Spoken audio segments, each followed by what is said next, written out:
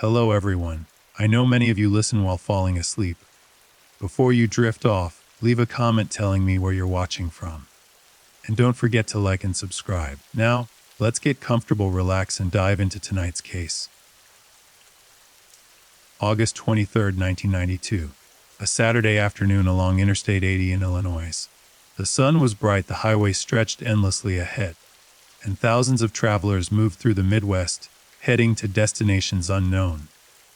Among them was a young woman with her whole life ahead of her, a college student returning to school, excited about her future, filled with dreams and ambition.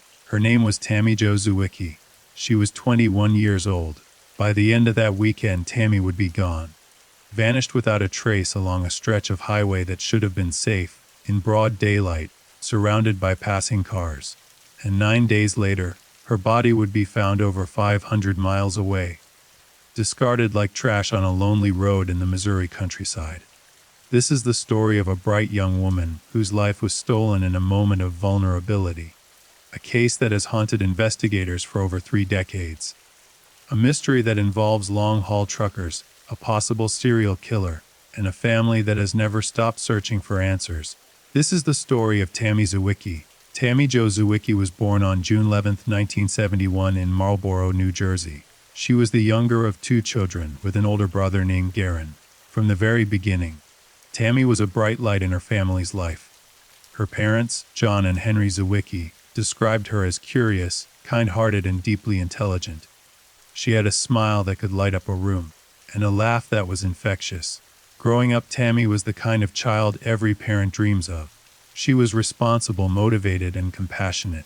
She excelled in school, not because she was pressured to, but because she genuinely loved learning. Her teachers noticed her right away. She asked thoughtful questions, participated eagerly in class discussions, and was always willing to help her classmates. But Tammy wasn't just a bookworm. She had a vibrant social life. She loved spending time with her friends, going to the movies, listening to music, and just enjoying life. She was the kind of person who made everyone around her feel valued. She had a gift for making people feel seen, heard, and appreciated. By the time Tammy reached high school, she had developed a strong sense of who she wanted to be. She was passionate about helping others. She talked about becoming a teacher or perhaps working in social services. She wanted to make a difference in the world, to contribute something meaningful. Her family and friends had no doubt she would ever she set her mind to. In 1989, Tammy graduated from Marlboro High School. She was excited about the next chapter of her life. That fall, she enrolled at Grinnell College in Iowa, a small, prestigious liberal arts school known for its rigorous academics and tight-knit community. Grinnell was over 1,000 miles from her home in New Jersey, but Tammy was ready for the adventure. She was eager to experience independence, to challenge herself, to grow, and she thrived there. Tammy quickly made friends at Grinnell. She joined clubs, participated in campus activities, and dove into her studies. She was majoring in psychology, fascinated by the human mind and behavior. She wanted to understand what made people tick, what drove them, what helped them heal. Her professors were impressed by her dedication and her insightful contributions to class discussions. But more than that, Tammy was known for her warmth. She was the friend who checked in on you when you seemed down, the classmate who offered to help you study for an exam, the person who made the effort to include everyone, even those who felt like outsiders. She had a genuine caring spirit. During the summers, Tammy returned home to New Jersey to work and spend time with her family. She cherished those months with her parents and her brother. They were a close family, connected by deep love and mutual respect. Her mother often talked about how proud she was of Tammy, not just for her achievements but for the person she was becoming. By the summer of 1992, Tammy had completed her junior year at Grinnell. She was looking forward to her senior year, to graduation, to all the possibilities that lay ahead. She spent that summer working at a local community center, helping children with special needs. It was fulfilling work, the kind that aligned with her values and her goals. She was happy. As August approached, Tammy began preparing to return for her final year of college. She was excited. She had plans to take on leadership roles in campus organizations. She was thinking about graduate school, about her future career, about the impact she wanted to make. Her life was full of promise. On August 22, 1992, Tammy said goodbye to her family in New Jersey. She packed up her 1985 white Pontiac T1000, a small, reliable car that had served her well. She loaded it with clothes, textbooks, personal items, everything she'd need for the semester ahead. Her parents hugged her tight, told her they loved her, reminded her to drive safely. It was a 12-hour drive from New Jersey to Iowa, but Tammy had made the trip before. She was a careful driver, responsible and cautious. She left home on a Saturday afternoon, planning to arrive in Grinnell by Sunday evening, giving herself time to settle in before classes started. She had a long drive ahead, but she was in good spirits. She was ready. It should have been a routine trip. A young woman heading back to college, full of excitement and hope. But somewhere along Interstate 80 in Illinois, something went terribly wrong. Sunday, August 23, 1992, late afternoon. A motorist was driving westbound on Interstate 80 near LaSalle, Illinois, a small town about 80 miles southwest of Chicago. It was a quiet stretch of highway, surrounded by farmland and open fields. The motorist noticed a white car pulled over on the shoulder, its hazard lights blinking. It was Tammy's Pontiac. The motorist slowed down, concerned. The car appeared to be abandoned. The driver's side door was closed, the windows were up, and there was no one around. It looked like the car had broken down, but there was no sign of the driver. No one standing nearby waiting for help. No one walking toward a call box or a gas station. Just an empty car on the side of the road. The motorist continued driving, assuming the driver had gotten a ride or had called for help. It wasn't unusual to see a broken-down car on the highway. People ran into trouble all the time. Flat tires, engine problems, overheating. It seemed like a minor inconvenience, nothing more. But as the hours passed, Tammy's car remained on that shoulder. Other drivers noticed it too. Some assumed the same thing, that the owner would return soon, that a tow truck was on the way. No one stopped to investigate further. After all, it was broad daylight, a busy highway. Surely someone would handle it. By that evening, the car was still there, and Tammy Zawicki was nowhere to be found. Back in New Jersey, John and Henry Zawicki were expecting a phone call from their daughter. Tammy had told them she'd check in once she arrived in Iowa, just to let them know she'd made it safely. It was something she always did, a simple courtesy that brought her parents peace of mind. But Sunday evening came and went, no call. John tried not to worry.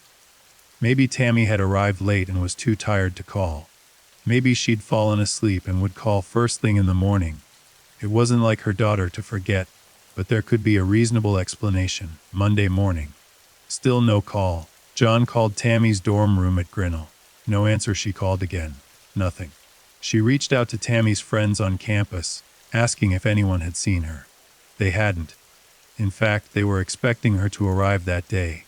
They were surprised to hear she wasn't there yet. Now John was truly worried. She called the campus security office, explaining the situation. She described her daughter, her car, the route she would have taken. She asked them to check Tammy's room, to see if maybe she'd arrived and was just resting, too busy to call. They checked. Tammy's room was empty. Her belongings hadn't been unpacked. She hadn't arrived. John's heart sank. She immediately called the police, reporting her daughter missing. She explained that Tammy had left New Jersey on Saturday afternoon, intending to drive to Iowa. She was responsible, careful, always stayed in touch. Something was wrong. The police began making inquiries. They contacted state troopers along the road Tammy would have taken, Interstate 80, the main highway from New Jersey to Iowa. They asked if there had been any accidents involving a white Pontiac, any reports of a young woman in distress. And that's when they learned about the car. A white Pontiac T1000, license plate matching Tammy's vehicle, had been found abandoned on Interstate 80 near LaSalle, Illinois. It had been sitting there since Sunday afternoon. No driver. No explanation. John felt a cold, sickening dread wash over her. The Illinois State Police were dispatched to examine the vehicle. When they arrived, they found Tammy's car still parked on the shoulder, right where it had been since Sunday. The keys were missing. The driver's side door was closed but unlocked. Inside they found Tammy's purse, her wallet, her identification, and some of her personal belongings. Her luggage was still in the back seat in the trunk. Nothing appeared to have been stolen, but Tammy was gone. There were no signs of a struggle inside the car. No blood, no broken glass, no indication of violence.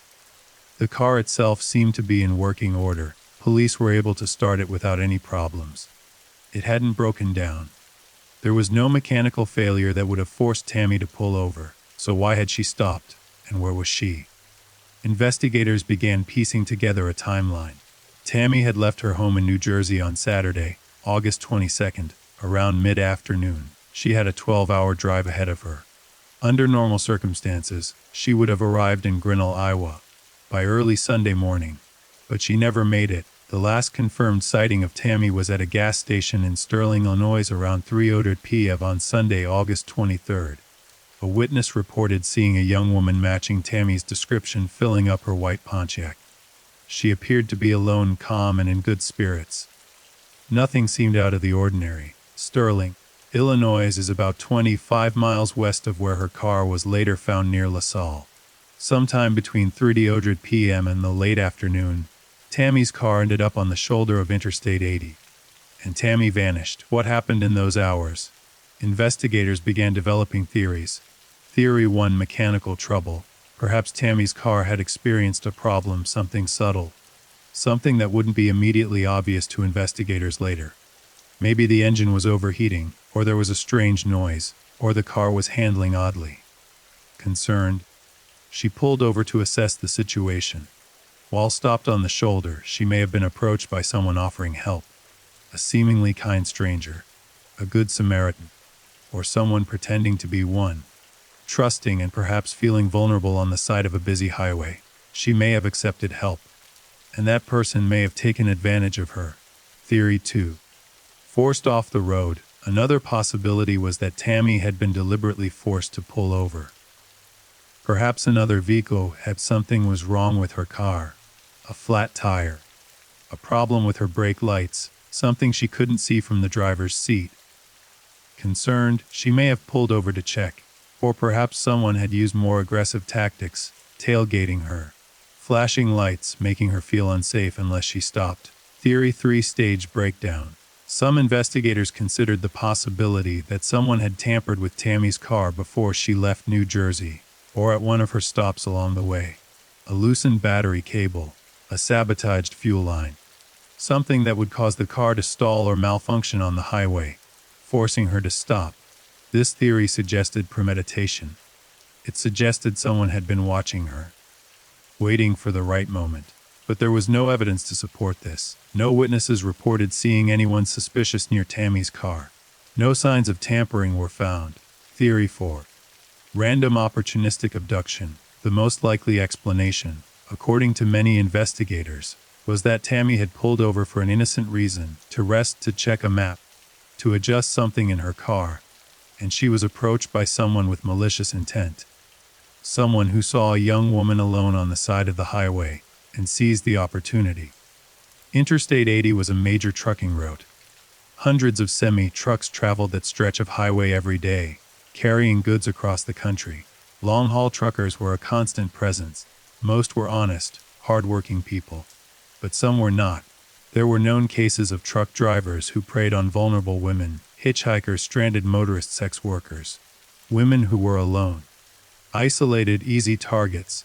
Some of these predators had been operating for years, moving from state to state, leaving a trail of victims behind them.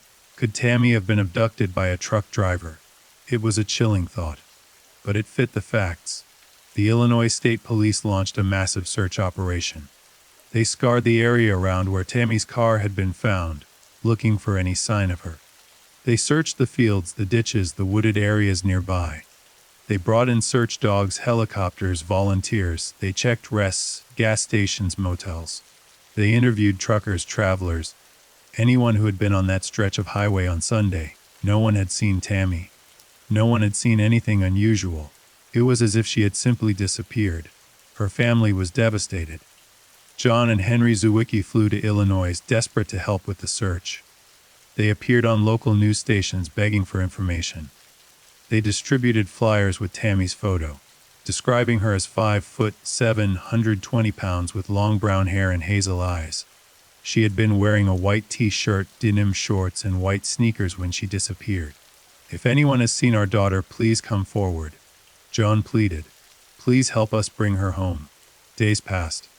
And when, on September 1st, 1992, 9 days after Tammy disappeared, a horrifying discovery was made. A man was driving along Interstate 44 in Lawrence County, Missouri, near the town of Verona. He noticed something unusual on the side of the road, what looked like a piece of clothing or debris. Curious, he slowed down. As he got closer, his stomach dropped. It was a body. A young woman's body, partially hidden in the grass along the shoulder of the highway. The man immediately called 911. Police and emergency responders rushed to the scene. When they arrived, they confirmed the worst. It was the body of a young woman lying face down in the grass. She was partially clothed. She had clearly been dead for several days. The body was in an advanced state of decomposition, making immediate identification difficult. But there were certain distinguishing features: her height, her build, her long brown hair. And when investigators compared the details to the missing person report for Tammy Zywicki, their hearts sank. Dental records were obtained. A positive identification was made. It was Tammy. She had been found over 500 miles from where her car had been abandoned in Illinois. John and Henry Zywicki received the call they had been dreading. Their daughter was dead. The grief was unbearable. The shock, the horror, the disbelief. Tammy had been alive just days ago, full of life and hope, heading back to school. And now she was gone, murdered. Discarded on the side of a highway like she was nothing. How could this happen? Who could do something like this? The Zywicki family was shattered. But even in their overwhelming grief, they made a vow. They would find out who did this. They would get justice for Tammy. The autopsy revealed the brutal truth. Tammy Jo Zywicki had been stabbed to death. Multiple stab wounds to her chest and torso. The attack had been violent, personal, and deliberate. She had suffered, she had fought. But in the end, she had been overpowered. The medical examiner estimated that she had been killed within a day or two of her disappearance. Her body had then been transported to Missouri and dumped along Interstate 44, a major highway that ran through the southern part of the state.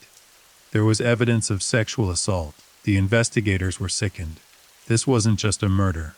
It was a predatory, calculated act of violence. Tammy had been targeted, abducted, assaulted, and killed. And whoever did this had gone to great lengths to dispose of her body far from where she was taken. This suggested someone with mobility, someone who could travel long distances quickly, someone familiar with highways and remote areas. Again, suspicion turned toward long-haul truck drivers. Interstate 44 and Interstate 80 were both major trucking routes. A truck driver could easily travel from Illinois to Missouri in a matter of hours. They had the means, the mobility, and the opportunity. Investigators began looking into truckers who had been traveling those routes around the time of Tammy's disappearance. They pulled logs, checked GPS records where available, interviewed drivers. It was a monumental task. Thousands of trucks used those highways every day. But there was another chilling realization. Tammy's case bore similarities to other unsolved murders. In the early 1990s, law enforcement agencies across the United States were beginning to recognize a disturbing pattern. Young women were disappearing from highways and rest stops, only to be found murdered days or weeks later, their bodies dumped hundreds of miles away from where they were last seen. These cases shared common characteristics. The victims were often alone, vulnerable, traveling on major interstate highways. And in many instances, investigators suspected the involvement of long-haul truck drivers. The term highway serial killer began to circulate among investigators. Truck drivers had unique advantages as potential serial offenders.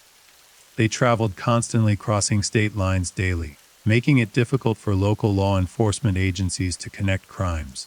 They had access to isolated locations, remote rest stops, and vast stretches of empty highway. They could abduct someone in one state and dispose of the body in another, creating jurisdictional nightmares for investigators. And because they were constantly on the move, they could avoid detection for years. The FBI had begun tracking these cases, trying to identify patterns, link victims, and develop profiles of potential suspects. But it was challenging work. The sheer volume of truckers on American highways made it nearly impossible to narrow down suspects without solid evidence. And in Tammy Zywicki's case, there was precious little evidence to work with. The investigation into Tammy's murder quickly became one of the most intensive efforts the Illinois State Police had ever undertaken. Detectives worked around the clock, following every lead, interviewing hundreds of witnesses, analyzing every piece of evidence they could find. They re-examined Tammy's car, looking for anything they might have missed. Forensic teams dusted for fingerprints, searched for hair and fiber evidence, tested for DNA. They found several unidentified fingerprints inside the vehicle, but without a suspect to compare them to, they were useless. DNA technology in 1992 was still relatively limited, and the samples they collected would take time to process. They reviewed Tammy's personal life, looking for anyone who might have had a motive to harm her. But there was nothing. No angry ex-boyfriends, no jealous rivals, no enemies. Tammy had been well liked by everyone who knew her. She had no history of conflict, no involvement in anything dangerous or suspicious. This wasn't a crime committed by someone who knew her. This was a stranger abduction. Investigators canvassed the area around where Tammy's car had been found. They knocked on doors, talked to residents of nearby towns, showed her photo at every gas station, diner, and truck stop within a 100-mile radius. They asked the same questions over and over. Did you see this woman? Did you see anything unusual on Sunday, August 23rd? Did you notice any suspicious vehicles or individuals? Most people had nothing to offer.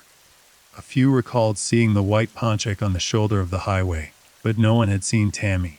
No one had seen her being approached or getting into another vehicle, or walking away from her car. It was frustrating. How could someone vanish in broad daylight on a busy highway without anyone noticing? But then, a few witnesses came forward with information that would prove crucial.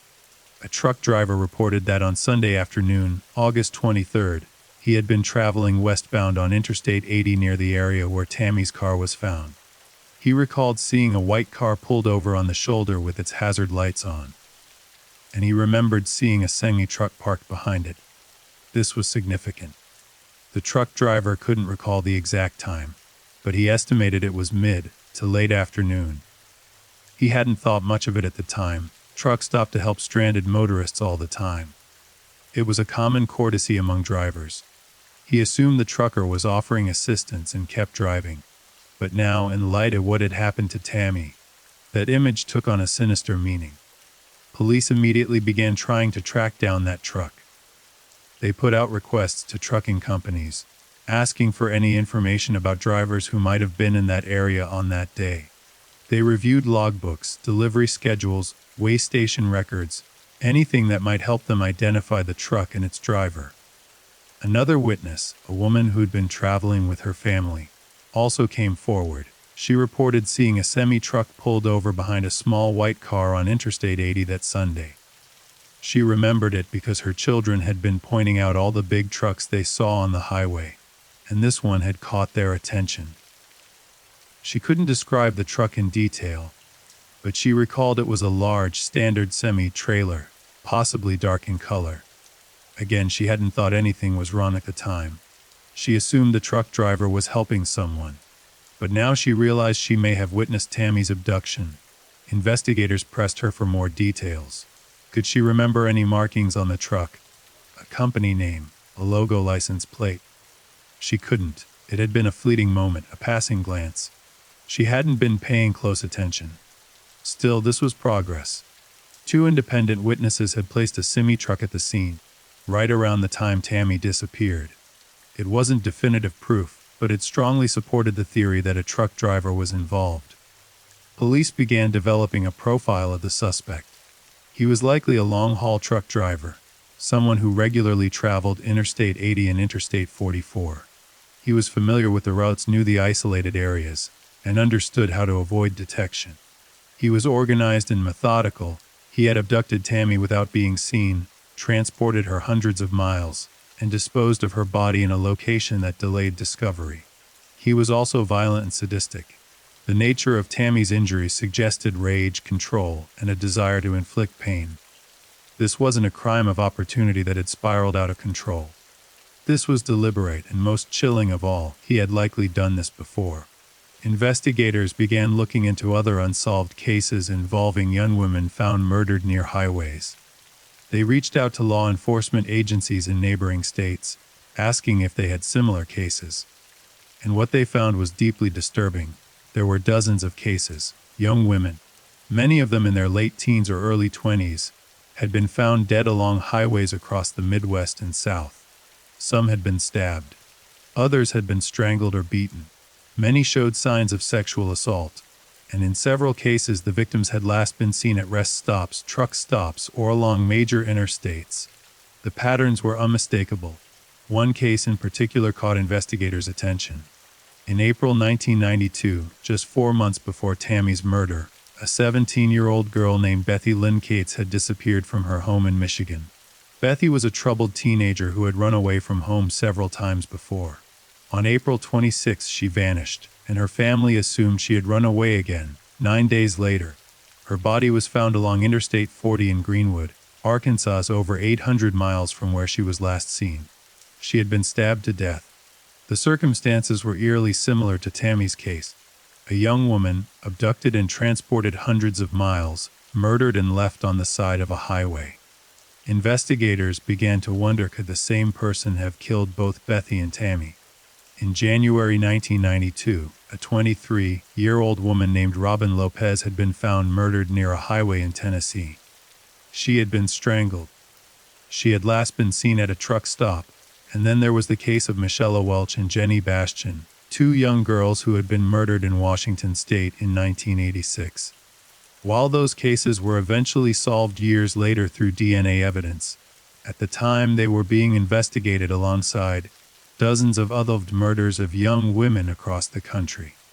The more investigators dug, the more cases they found. Some were clearly connected, others were possible links. But one thing was becoming: there was at least one serial killer, possibly more, operating along America's highways, preying on vulnerable women. And Tammy Zwicky may have been one of his victims. In the months following Tammy's murder, the investigation consumed the lives of everyone involved. Detectives worked tirelessly, chasing down leads, interviewing suspects, analyzing evidence. John and Henry Zwicky became advocates, pushing for more resources, more attention, more effort. They refused to let their daughter's case go cold. John, in particular, became a fierce crusader for justice. She appeared on television programs, gave interviews to newspapers, spoke at crime prevention seminars. She wanted to keep Tammy's case in the public eye. She wanted people to remember her daughter. And she wanted whoever killed Tammy to know that she would never stop looking for him. "Someone knows who did this," John said in one interview, her voice steady but filled with pain. "Someone knows something. And I'm begging you, please come forward.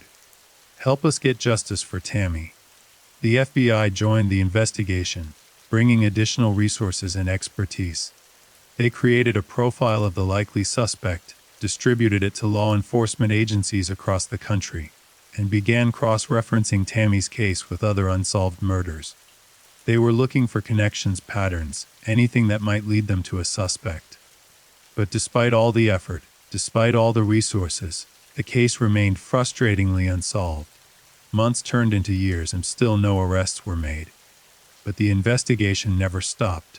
Detectives continued to follow leads, re-interview witnesses, and explore new theories. And over time, certain suspects began to emerge, men whose names would become forever linked to Tammy's case, even though none of them would ever be definitively proven guilty. The first suspect was a man named Larry Dwayne Hall. Larry Hall was a long-haul truck driver from Indiana, and by the mid-1990s, he had become one of the most notorious suspected serial killers in American history. Hall was a quiet, awkward man who had struggled socially throughout his life. He was overweight, shy, and had difficulty forming relationships. He lived with his parents and worked sporadically as a janitor and a truck driver. But behind that unassuming exterior, investigators believed, was a monster. In 1994, Larry Hall was arrested, convicted of kidnapping a 15-year-old girl named Jessica Roach in Georgetown, Illinois. Jessica had vanished in 1993, and her body was later found in a wooded area. Hall had confessed to the crime, providing details that only the killer would know. He was sentenced to life in prison. But that was just the beginning. While in custody, Hall began confessing to other murders. Lots of them. He claimed to have killed dozens of women across multiple states. He described abducting young women from malls, parking lots, and rural areas. He talked about his methods, his victims, and the locations where he had disposed of their bodies. Some of his confessions were eerily accurate. He provided details about victims and crime scenes that had never been made public, but other confessions seemed vague, inconsistent, or outright false. Hall would confess to a murder one day and retract the confession the next. He seemed to enjoy the attention, the power he held over investigators who were desperate for answers. Still, investigators took his confession seriously. They began looking into every case he mentioned, trying to verify his claims. And one of the cases Hall confessed to was the murder of Tammy Zwicky. In 1995, Larry Hall told investigators that he had killed Tammy. He said he had been driving his truck along Interstate 80 on the day she disappeared. He claimed he saw her car on the side of the road and stopped to offer help. He said he convinced her to get into his truck, and then he abducted her. Hall described driving with Tammy in his truck, taking her to a remote location and killing her. He said he then transported her body to Missouri and dumped it along Interstate 44. The details seemed to match. Investigators were cautiously optimistic. Could this be the break they'd been waiting for? But as they dug deeper into Hall's confession, problems began to merge. Hall's timeline didn't quite add up. He claimed to have been in Illinois on the day Tammy disappeared, but investigators couldn't verify that. They checked his employment records, his truck logs, and his known whereabouts during that period. There was no concrete evidence placing him on Interstate 80 on August 23, 1992. Moreover, some of the details Hall provided about Tammy's abduction and murder were inconsistent with the evidence. He described things that didn't match the crime scene, the autopsy findings, or the witness statements. Investigators began to suspect that Hall had read about Tammy's case in the news and was simply parroting back details he had learned. It was a pattern they had seen before with Hall. He would confess to high-profile cases, insert himself into investigations, and then provide just enough accurate information to keep investigators interested, while mixing in fabrications and inconsistencies. Was Hall lying about killing Tammy? Or was he telling the truth but misremembering details? It was impossible to say for certain. Detectives tried to corroborate Hall's confession. They searched areas he mentioned. They interviewed people he claimed to have encountered. They re-examined evidence from Tammy's case, looking for anything that might link Hall to the crime. But they came up empty. There was no physical evidence connecting Larry Hall to Tammy's murder. No DNA match. No fingerprints. No witnesses who could place him at the scene. Just his word. And in the criminal justice system, that wasn't enough. Larry Hall remained a suspect, but without hard evidence. Prosecutors couldn't charge him with Tammy's murder. He stayed in prison for the kidnapping and murder of Jessica Roach, but Tammy's case remained unsolved. John Zwicky was frustrated. She believed Hall was responsible. She had spoken with investigators who felt the same way. But belief wasn't proof, and what could be no justice. Still, she refused to give up. Over the years, John became an expert on her daughter's case. She maintained detailed files, tracked every lead, stayed in constant contact with detectives. She traveled to conferences on unsolved homicides, networked with other families of victims, and advocated for changes in how law enforcement handled cases involving highway serial killers. She also kept Tammy's memory alive. She established a scholarship fund in Tammy's name at Grinnell College, ensuring that her daughter's legacy would be one of education and hope, not just tragedy. She spoke at schools and community events, warning young people about the dangers of highway travel and encouraging them to be cautious. And she never stopped demanding answers. But Larry Hall wasn't the only suspect in Tammy's case. In the years following the murder, other names emerged. Other men who had the means, the opportunity, and the inclination to commit such a crime. One of those men was a truck driver named Bruce Mendenhall. Bruce Mendenhall was arrested in 2007 in Tennessee after the body of a woman was discovered in the back of his truck. When police searched his vehicle, they found a blood-stained interior, weapons, and other disturbing evidence. Mendenhall was eventually convicted of one murder and suspected of several others. Investigators looked into whether Mendenhall could have been responsible for Tammy's death. He had been driving trucks in the early 1990s, and his routes sometimes took him through Illinois and Missouri. The timeline was possible, but again there was no evidence linking him to Tammy. No DNA, no witness statements, no confessions. Just the fact that he was a violent truck driver who preyed on women. Another name that surfaced was Keith Hunter Jesperson, also known as the Happy Face Killer. Jesperson was a long-haul truck driver who murdered at least 8 women during the 1990s. He earned his nickname because he drew smiley faces on letters he sent to the media, taunting them about his crimes. Jesperson confessed to his murders and was eventually convicted. Investigators reviewed his known movements during the time Tammy disappeared, wondering if he could have been responsible. But once again, there was no evidence. Jesperson himself denied any involvement in Tammy's case. The list went on. Robert Ben Rhodes, a truck driver convicted of torturing and murdering multiple women in the 1980s and 1990s. Sean Goebel, another suspected highway serial killer. John Robert Williams. So many names, so many violent men who had used their mobility as truck drivers to prey on vulnerable women. And yet, none of them could be definitively connected to Tammy Zywicki's murder. The frustration was immense. Investigators had theories, they had suspects, they had confessions, but they didn't have proof. And without proof, they couldn't bring charges. They couldn't get justice. But they refused to give up. In the early 2000s, advances in DA technology brought new hope to cold cases across the country. Samples that had been collected years earlier could now be tested with far greater accuracy. DNA profiles could be entered into national databases, compared against samples from known offenders, and potentially identify suspects who had previously been unknown. Investigators in Tammy's case submitted the DNA evidence they had collected from her body and her car. They ran it through the FBI's combined DNA index system, known as CODIS, hoping for a match. They got nothing. Whoever killed Tammy either wasn't in the system, or the DNA samples were too degraded to produce a viable profile. It was another dead end. But Joan Zywicki wasn't deterred. She pushed for the evidence be retested using newer technologies. She stayed in contact with forensic experts, asking about advancements in DNA analysis, genealogical databases, and other investigative tools. And her persistence would eventually pay off. In 2019, nearly 3 decades after Tammy's murder, investigators announced a major development in the case. Using advanced DNA analysis and genetic genealogy techniques, the same methods that had been used to identify the Golden State Killer, they had developed a DNA profile of Tammy's suspected killer.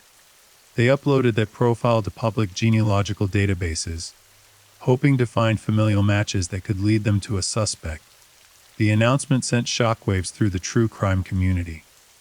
After all these years, after all the dead ends and frustrations, there was finally hope that Tammy's killer might be identified. Joan Zywicki was cautiously optimistic. She had been through so many ups and downs, so many promising leads that went nowhere. This felt real. Investigators worked tirelessly, tracing family trees, identifying potential relatives of the suspect, narrowing down the list of possible matches. It was painstaking work, requiring cooperation from genealogists, DNA experts, and law enforcement agencies across the country. And then they found him, in 2021. Investigators publicly identified a suspect in Tammy Zywicki's murder. His name was Clark Perry Baldwin. Baldwin was a lone truck driver from Iowa. In 1992, at the time of Tammy's murder, he had been working for a trucking company that regularly traveled routes along Interstate 80 and Interstate 44, the exact highways where Tammy had disappeared and where her body had been found. Baldwin had a history of violence.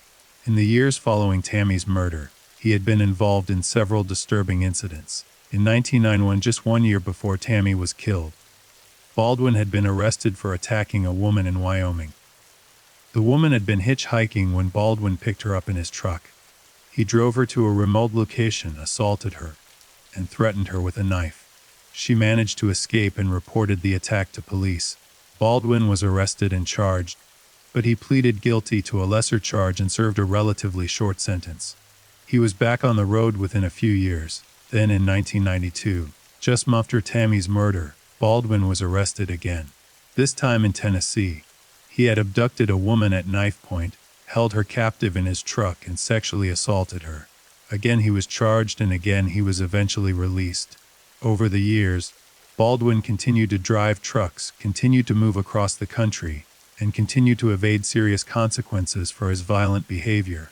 But now, thanks to DNA evidence, investigators believed they had finally connected him to Tammy Zywicki's murder. The DNA profile developed from evidence collected at the crime scene matched Baldwin's DNA. It was a strong match, the kind that could hold up in court.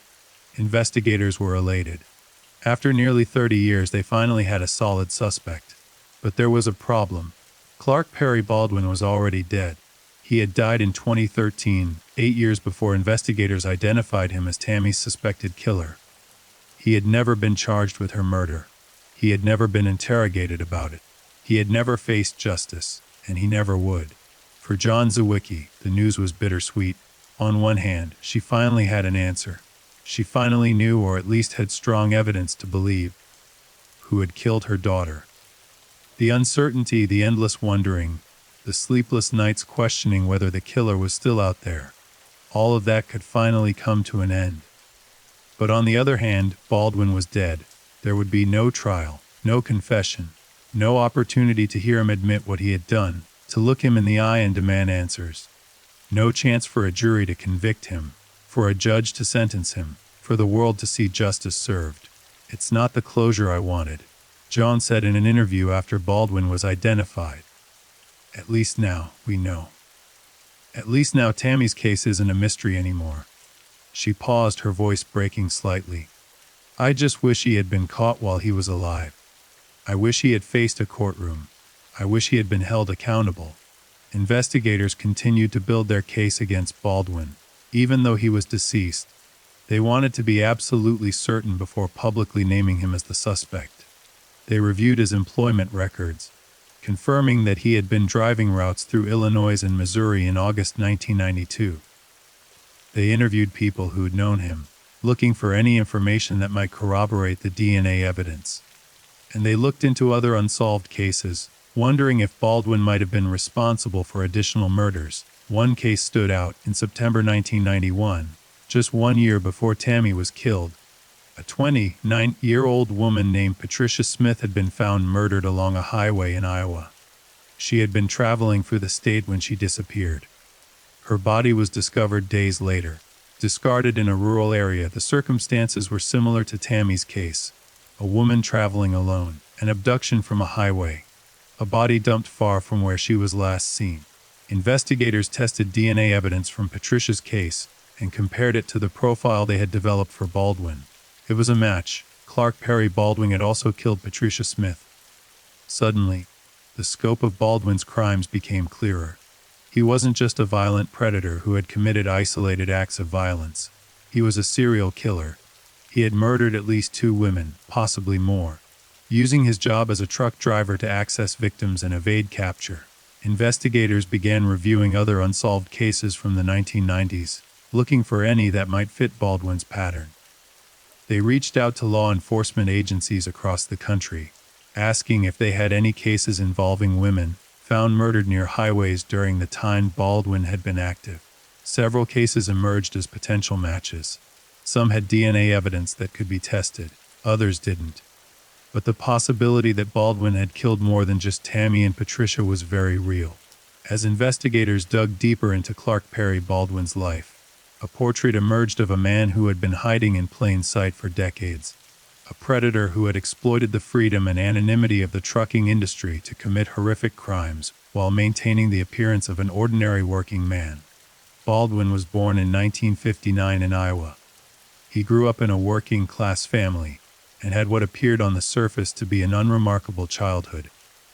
Those who knew him in his younger years described him as quiet, somewhat awkward, but not particularly troubling. He wasn't the type of person who stood out in a crowd. After high school, Baldwin drifted through various jobs before finding his way into the trucking industry in the early 1980s. Long-haul trucking suited him. It required minimal social interaction, offered independence, and allowed him to spend most of his time alone on the road. For someone who struggled with interpersonal relationships, it was an ideal profession. But it also provided him with something else. As a truck driver, Baldwin had access to a vast network of highways, rest stops, and isolated areas. He could travel through multiple states in a single day, crossing jurisdictional boundaries that made it difficult for law enforcement to track patterns. He could pick up hitchhikers or approach stranded motorists without raising suspicion. After all, truckers helping people on the highway was common and even expected. And if something went wrong, if he committed a crime, he could be hundreds of miles away before anyone even realized something had happened. It was the perfect cover for a serial predator. Investigators began compiling a timeline of Baldwin's known activities throughout the 1980s and 1990s. They pulled employment records from the various trucking companies he had worked for, cross-referenced them with weigh station logs, fuel receipts, and delivery schedules. They were trying to map out where Baldwin had been and weapon to identify other potential victims.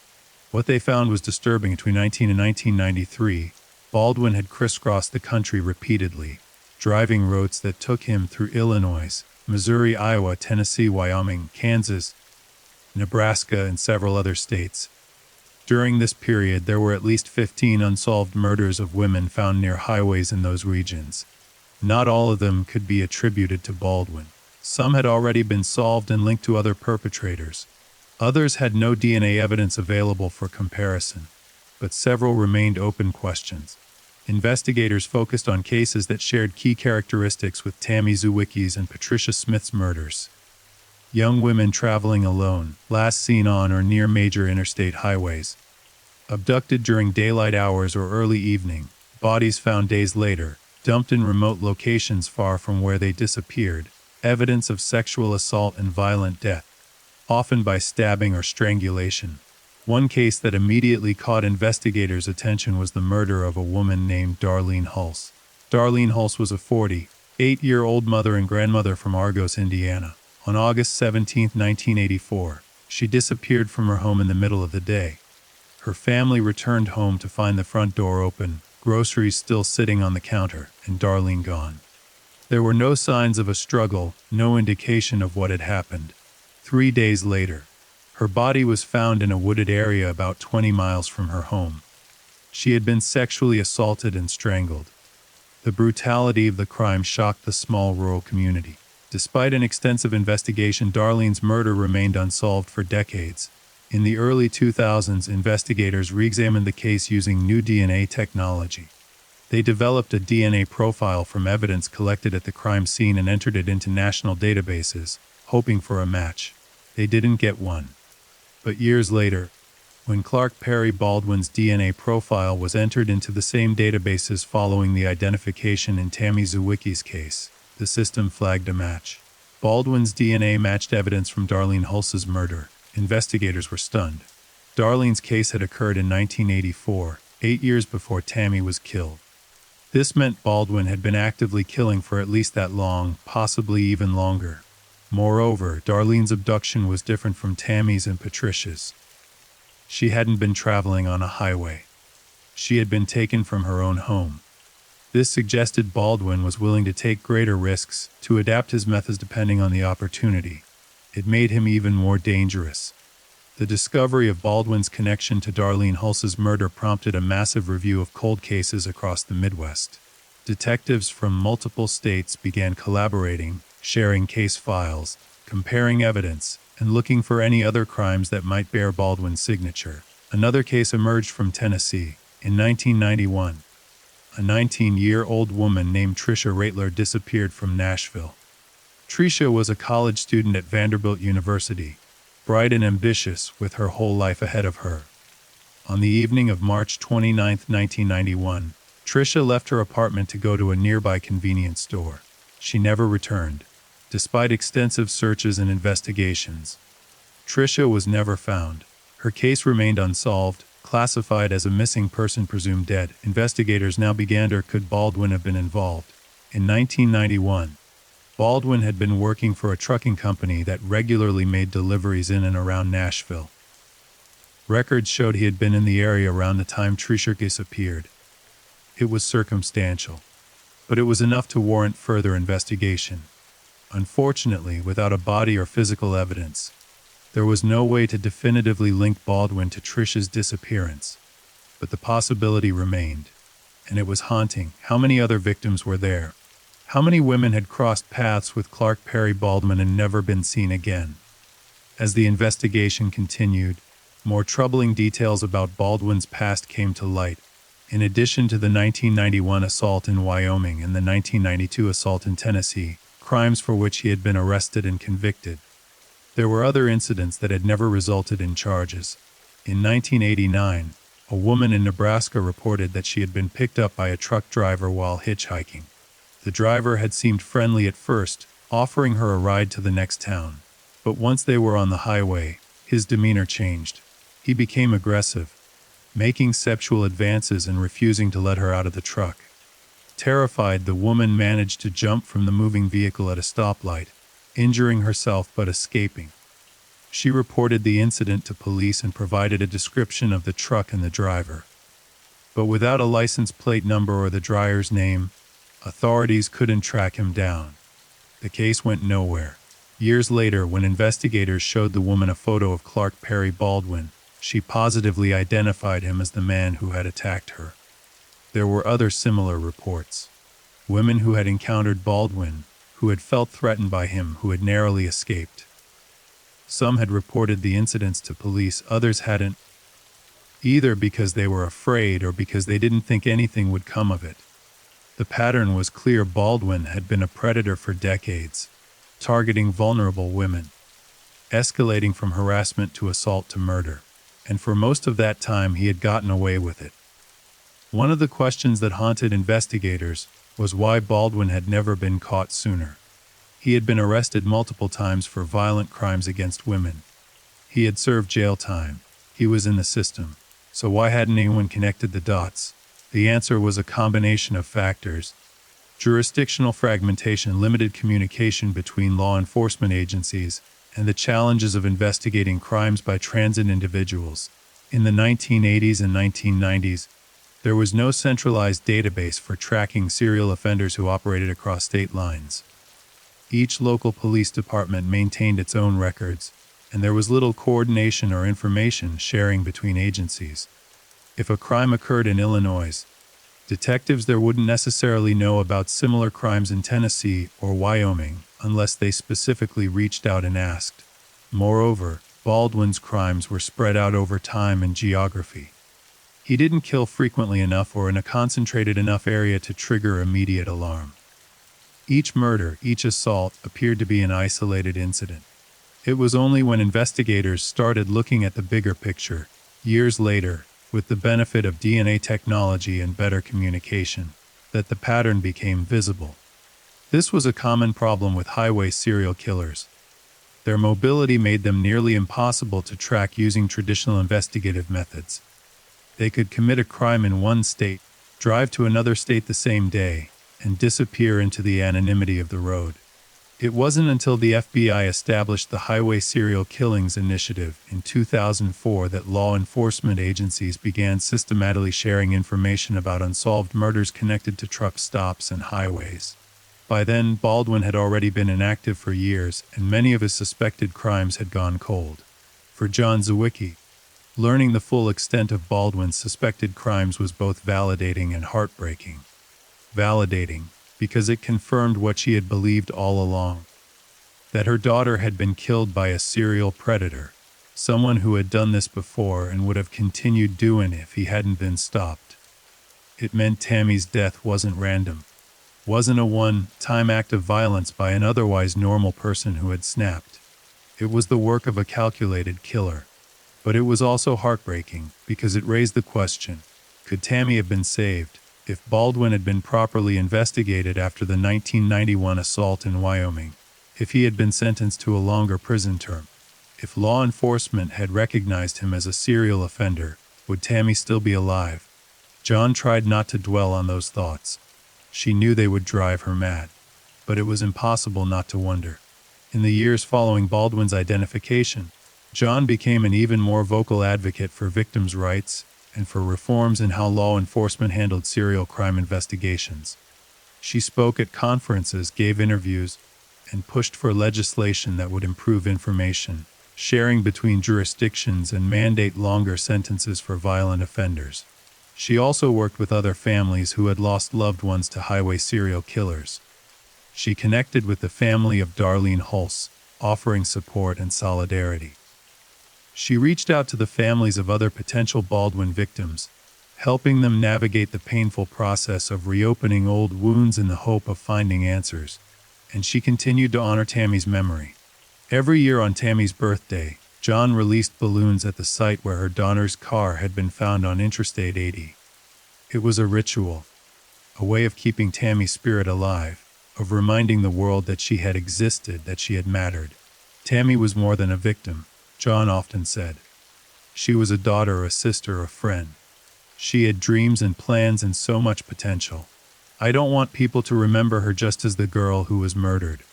I want them to remember her as the vibrant, loving person she was. But even with Baldwin identified as the primary suspect, questions remained. The most pressing question was, had he acted alone? Some investigators believed Baldwin might have had accomplices, or at least associates who knew about his crimes and helped him cover them up. The logistics of some of the abductions and body disposals suggested a level of planning and coordination that might have been difficult for one person to manage alone. For example, in Tammy's case, her car had been left on the side of Interstate 80 in Illinois, but her body had been found over 500 miles away in Missouri. If Baldwin had abducted Tammy and taken her in his truck, what had happened to her car? Had someone else moved it? Or had Baldwin driven both his truck and Tammy's car at different times? The most likely explanation was that Baldwin had abducted Tammy, forced her into his truck, and simply left her car on the shoulder. It would have been risky. Someone could have seen him, could have written down his license plate number, but in the chaos and speed of highway traffic, it was possible no one had noticed. Still, some investigators wondered if there was more to the story. There was also the question of whether Baldwin had killed other women whose cases had never been reported or whose bodies had never been found. Highway serial killers often had more victims than were officially attributed to them, simply because some victims were never discovered or never connected to a specific perpetrator. Had Baldwin killed 5 women? 10, 20? The truth was no one would ever know for certain. One aspect of the investigation that frustrated both detectives' families was Baldwin's silence. Because he had died before being identified as a suspect, he had never been interrogated, never had the opportunity to confess or provide details about his crimes.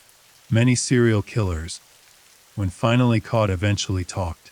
Some did it out of a desire for attention or notoriety. Others seemed to derive satisfaction from reliving their crimes, from describing what they had done in graphic detail. And a few, perhaps out of guilt or a twisted sense of morality, wanted to help investigators find the bodies of their victims so families could have closure. But Baldwin had taken whatever knowledge he had to the grave. Investigators tried to piece together the truth through other means. They interviewed people who had known Baldwin, hoping someone might have heard him say something incriminating or noticed suspicious behavior. But most people who had known Baldwin described him as quiet and unremarkable. He kept to himself, didn't have many friends, and rarely talked about his personal life. Some coworkers remembered him as being a bit odd, occasionally making inappropriate comments about women, but nothing that had seemed overtly threatening at the time. One former coworker recalled that Baldwin had once mentioned liking to pick up hitchhikers because it made long drives less boring. At the time, it had seemed like an innocent comment, but in hindsight, it took on a much darker meaning. Another person who had known Baldwin in the early 1990s remembered him being unusually interested in true crime stories, particularly cases involving serial killers. He would talk about how certain killers had evaded capture for so long, how they had outsmarted the police. Again, at the time, it had seemed like casual interest. But now it seemed like something more. A fascination with the very crimes he was committing. One of the most chilling aspects of Baldwin's suspected crimes was how close he had come to being caught multiple times, only to slip through the cracks. In 1991, after he was arrested for the assault in Wyoming, he had been questioned by police. The woman he had attacked had given a detailed statement, describing how he had picked her up, driven her to a remote location, and threatened her with a knife. Baldwin had denied the charges at first, claiming it was consensual, that the woman was lying. But eventually, faced with the evidence, he had pleaded guilty to a lesser charge, simple assault instead of attempted rape or kidnapping. He received a sentence of just a few months in jail, and was released on probation. If investigators at the time had dug deeper, if they had looked into Baldwin's background more thoroughly, if they had connected him to other unsolved cases, things might have turned out differently.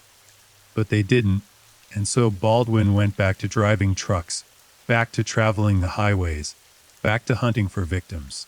The same thing happened in 1992, after the assault in Tennessee. Again, he was arrested, and again he managed to avoid serious consequences. He pleaded guilty to a lesser charge, served minimal jail time, and was back on the road within a couple of years. It was a pattern that played out over and over in the American criminal justice system.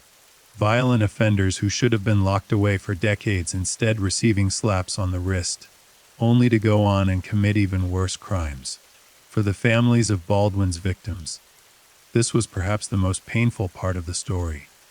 The knowledge that their loved ones might still be alive if the system had done its job, if Baldwin had been stopped earlier. As investigators continued to build the case against Baldwin, they also worked to support the families of his known and suspected victims.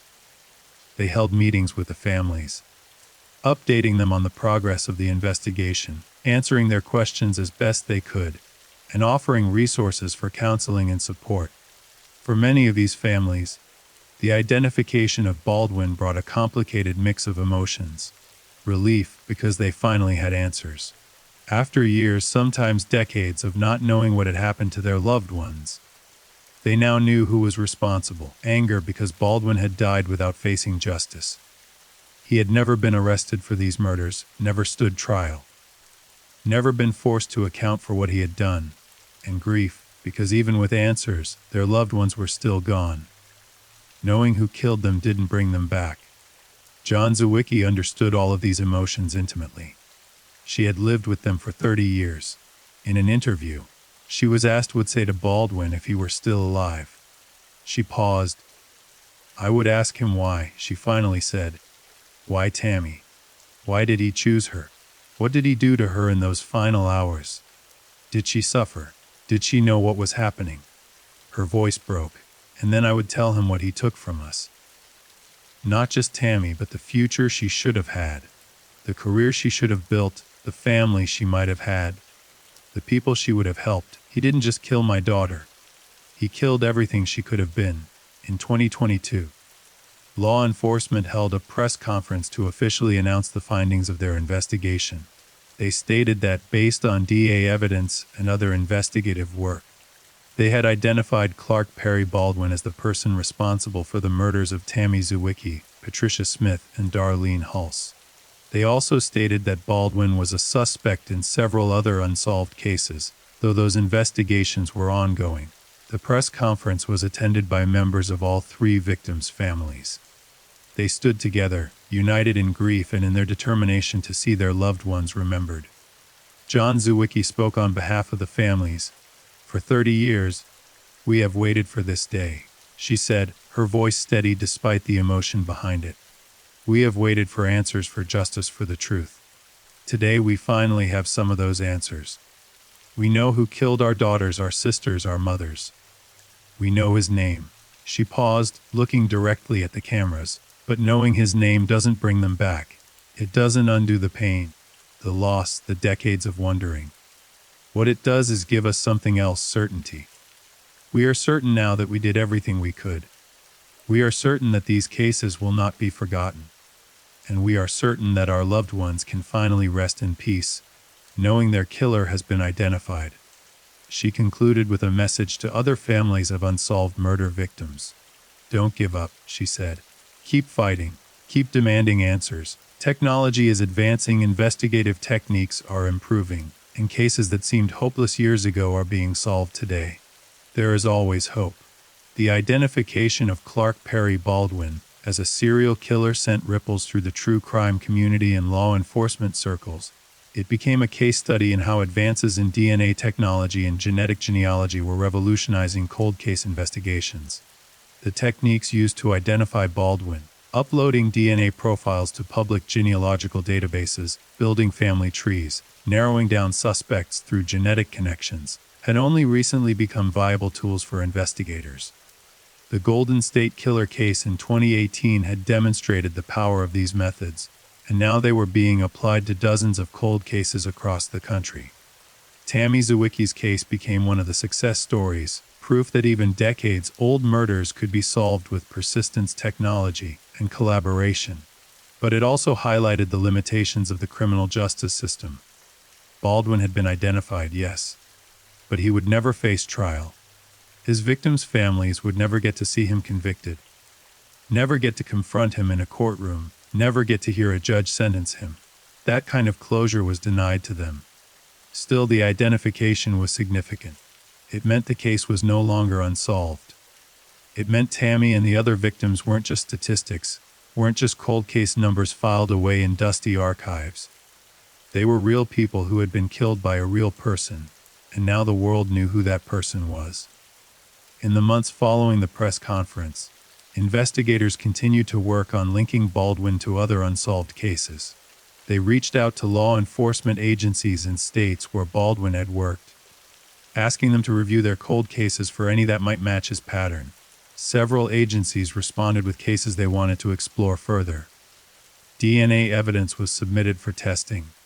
Case files were reviewed and new leads were pursued. Some of these investigations bore fruit. In at least 2 additional cases, DNA evidence was found to match Baldwin's profile. These were murders that had occurred in the late 1980s and early 1990s, fitting the same pattern as Tammy's and Patricia's cases. But other investigations hit dead ends. Some cases had no usable DNA evidence. Others had DNA evidence, but it didn't match Baldwin. And some cases were ultimately determined to be unrelated, the work of different perpetrators. Still, the effort was worthwhile.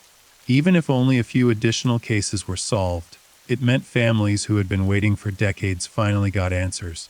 One particularly poignant development came when investigators were able to connect Baldwin to a missing person case that had haunted a small town in Kansas for years. In 1990, a 24-year-old woman named Angela Michelle Lawless had disappeared from Wichita, Kansas. Angela had been traveling through the state, heading west to visit family in Colorado. She had stopped at a truck stop along Interstate 70 to get gas and something to eat. Witnesses saw her talking to a truck driver in the parking lot. Then she was gone. Her family reported her missing, and police investigated, but they had little to go on. The truck driver she had been seen talking to was never identified. Angela's car was found abandoned at the truck stop, but there was no sign of Angela herself. For over 30 years, her family held out hope that she might still be alive, that maybe she had run off, started a new life somewhere. But deep down, they knew the truth. Something terrible had happened to her. When investigators began looking into Baldwin's possible connection to Angela's disappearance, they discovered that he had been working for a trucking company in 1990, and his routes regularly took him through Kansas. In fact, company records showed he had been in the Wichita area around the time Angela disappeared. It was circumstantial, but it was enough to make him a suspect. Unfortunately, Angela's body had never been found, so there was no DNA evidence to test. Investigators combed through the area where she was last seen, hoping to find something, anything, that might provide a clue. But decades had passed. The landscape had changed. If Baldwin had disposed of Angela's body in a remote location, it might never be found. Still, Angela's family found some solace in knowing that there was finally a viable suspect in her disappearance. They held a memorial service for Angela, allowing themselves to grieve her as a deceased loved one rather than a missing person in limbo. "We always knew she was gone," Angela's sister said in an interview. But not knowing what happened, not having answers, it's a special kind of torture. Now, even though we don't have all the details, we know who likely took her from us. And that's something. As the investigation into Baldwin's crimes continued, a broader conversation began to take place about the dangers posed by highway serial killers and what could be done to prevent such crimes in the future. The FBI's Highway Serial Killings Initiative had made significant progress since its inception, identifying patterns linking cases and helping local agencies solve crimes that might otherwise have remained unsolved. But there was still much work to be done. One of the challenges was the sheer scale of the problem. Thousands of women had gone missing or been murdered along American highways over the past several decades. Many of these cases remained unsolved, and while some were the work of serial killers, others were isolated incidents, crimes of opportunity, or the result of other factors entirely. Sorting through all of this data, identifying which cases were connected, and building prosecutable cases against suspects required enormous resources and coordination. Advocates pushed for more funding for cold case units, for better training for investigators, and for the use of advanced technologies like genetic genealogy to solve unsolved murders. They also called for reforms to the criminal justice system that would ensure violent offenders like Baldwin received appropriate sentences and weren't released back into society, where they could harm more people. John Zawicki became a leading voice in these efforts. She testified before legislative bodies, spoke at law enforcement conferences, and worked with nonprofit organizations dedicated to solving cold cases and supporting victims' families. Tammy's case shouldn't have taken 30 years to solve, she said in one speech. And there are thousands of other cases out there, thousands of other families who are still waiting for answers. We have the tools now to solve these cases. We have the technology. What we need is the will, the commitment to prioritize these investigations and see them through. Her words resonated. Slowly, changes began to happen. More states allocated funding for cold case investigations. More agencies began using genetic genealogy. More families began to get answers. It was progress. But it was also bittersweet, because for every case that was solved, there were countless others that remained mysteries. As the scope of Clark Perry Baldwin's suspected crimes became clearer, investigators began to focus on understanding not just what he had done, but how he had managed to evade capture for so long. This required a deep dive into his personal history, his psychological profile, and the systems that had failed to stop him. Baldwin's early life offered few obvious warnings of the monster he would become. Born in Cedar Rapids, Iowa, in 1959, he was the middle child in a family of 5 children. His father worked in a factory. His mother was a homemaker. By all accounts, it was a typical working-class household of the era, not wealthy, but stable enough. Those who knew Baldwin as a child remembered him as quiet and withdrawn. He struggled in school not because he lacked intelligence, but because he seemed disengaged, uninterested in connecting with his peers or his teachers. He had few friends and spent most of his time alone. His siblings later told investigators that Baldwin had always been different. He had difficulty expressing emotions, rarely showed affection, and seemed uncomfortable in social situations.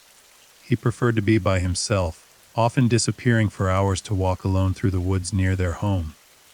There were some troubling incidents during his adolescence. When Baldwin was 14, a neighbor's cat went missing. Days later, the animal was found dead in a wooded area, its body mutilated in ways that suggested deliberate cruelty. Several people in the neighborhood suspected Baldwin, but there was no proof, and his parents vehemently defended him.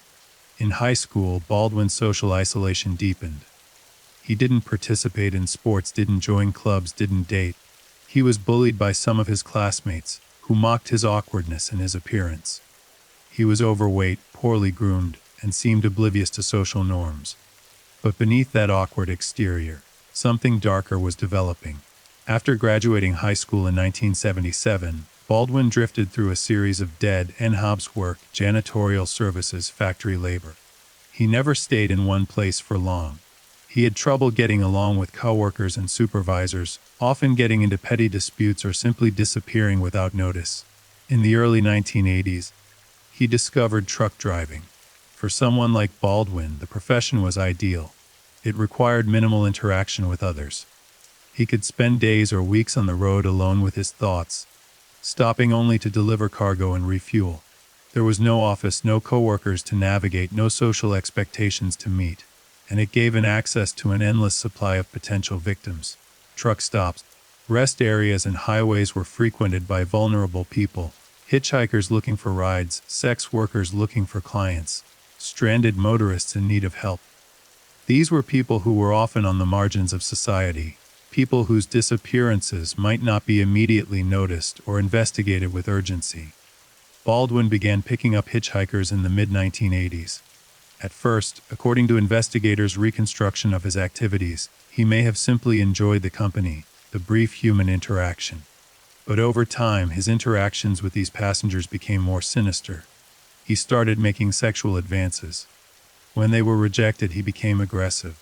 He used his size and the isolation of the truck cab to intimidate and control his victims. And eventually, he began to kill. The murder of Darlene Hulse in 1984 was likely not Baldwin's first crime, but it was the earliest one that investigators could definitively link to him through DNA evidence. Darlene's case was particularly disturbing because it represented a departure from the pattern that would characterize most of Baldwin's later crimes. She wasn't a hitchhiker or a stranded motorist. She was a middle-aged woman taken from her own home in broad daylight. Investigators theorized that Baldwin may have been making a livery in the area and noticed Darlene.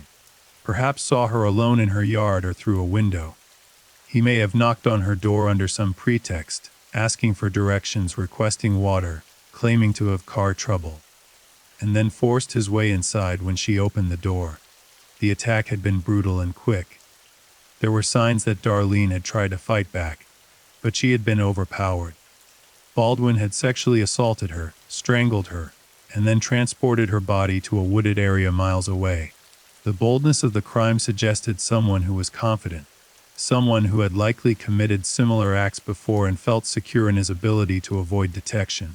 After Darlene's murder, Baldwin seemed to refine his approach. His subsequent known victims were women who were already in vulnerable situations, traveling alone, in isolated locations away from help. This reduced the risk of witnesses and made it easier for him to abduct them without being seen. One of the questions that haunted investigators was whether Baldwin had been influenced by other serial killers or had developed his methods independently. In the 1980s and early 1990s, serial killers were becoming a prominent subject in popular culture. Books, movies, and television shows explored the psychology of killers like Ted Bundy, John Wayne Gacy, and the Green River Killer. The media's fascination with these criminals created a perverse kind of blueprint for would-be offenders. Baldwin's former coworker had mentioned his interest in true crime, his fascination with how certain killers had evaded capture.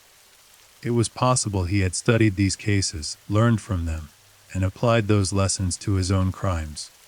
But investigators also believed Baldwin's violence stemmed from something deeper, a fundamental lack of empathy, an inability to see his victims as human beings with their own lives and worth. Psychological profilers who reviewed Baldwin's case described him as a likely psychopath, someone who lacked the normal emotional responses that prevent most people from harming others. He could simulate normal social behavior when necessary, holding down jobs, interacting with employers, maintaining a fat or normacy. But beneath that surface, there was a void. His victims were objects to him, things to be used and discarded. Their suffering meant nothing. Their deaths were simply the logical endpoint of his desires. This psychological profile was consistent with many serial killers, particularly those who preyed on strangers. They hunted not out of rage or passion, but out of a cold, calculated need for power and control. As investigators worked to understand Baldwin, they also worked to understand the full extent of his crimes. Beyond the cases they could definitively link to him through DNA, there were numerous other unsolved murders and disappearances that fit his pattern. One case that drew significant attention was the 1988 disappearance of a 22-year-old woman named Lisa Stacy from Kansas City, Missouri. Lisa had been a young mother struggling to make ends meet. She had been staying at a shelter for women and children, trying to get her life back on track. One day in January 1988, she left the shelter with her infant daughter, saying she was going to meet someone who was going to help her find a job and a place to live. Neither Lisa nor her baby were ever seen again. The case had been investigated extensively at the time, and eventually, a man named John Robinson was charged with Lisa's murder. Robinson was a con artist who had lured Lisa with false promises, killed her, and sold her baby on the black market. He was convicted and sentenced to death. But as investigators reviewed Baldwin's activities in the late 1980s, they discovered he had been in the Kansas City area around the time of Lisa's disappearance. They wondered if there was any possible connection, if perhaps Baldwin had encountered Lisa before Robinson did, or if he had been involved in some other capacity. DNA evidence from Lisa's case was retested, but it matched Robinson, not Baldwin. The investigation confirmed that Robinson was indeed responsible. Still, the exercise highlighted how challenging it was to separate Baldwin's crimes from the many other violent acts that occurred along America's highways during that era. There were so many predators, so many victims, and so much overlap in their patterns of behavior. Another case that investigators examined was the 1989 murder of a 16-year-old girl named Kimberly Nees from Salem, Indiana. Kimberly had been walking home from a friend's house one evening in August 1989 when she disappeared. Her body was found 2 days later in a wooded area several miles from where she was last seen. She had been sexually assaulted and strangled. At the time, police had no leads. The case went cold decades later when investigators began reviewing Baldwin's movements. They discovered he had been working a route that took him through southern Indiana in August 1989.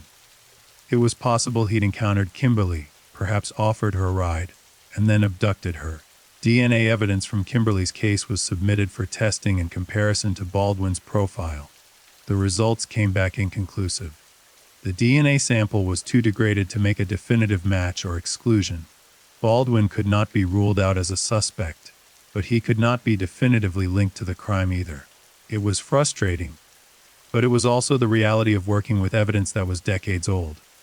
Not every case could be solved, even with the best technology available.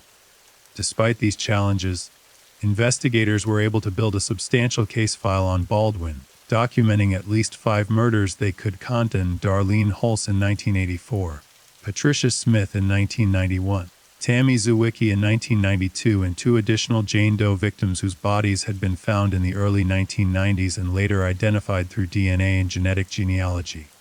These 5 cases alone made Baldwin one of the most prolific serial killers to have operated in the Midwest during that period.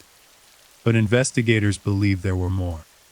Based on Baldwin's work schedules, his known routes, and the pattern of unsolved murders along those routes, they estimated he could have been responsible for as many as 10 to 15 deaths. The true number would likely never be known. As the case against Baldwin solidified, attention turned to the question of prevention. How could the criminal justice system have stopped him sooner? What warning signs had been missed? And what could be done to prevent other predators like him from slipping through the cracks? The most glaring failure was the leniency with which Baldwin had been treated after his arrests in 1991 and 1992. In both cases, he had violently assaulted women, using weapons and threats to control them.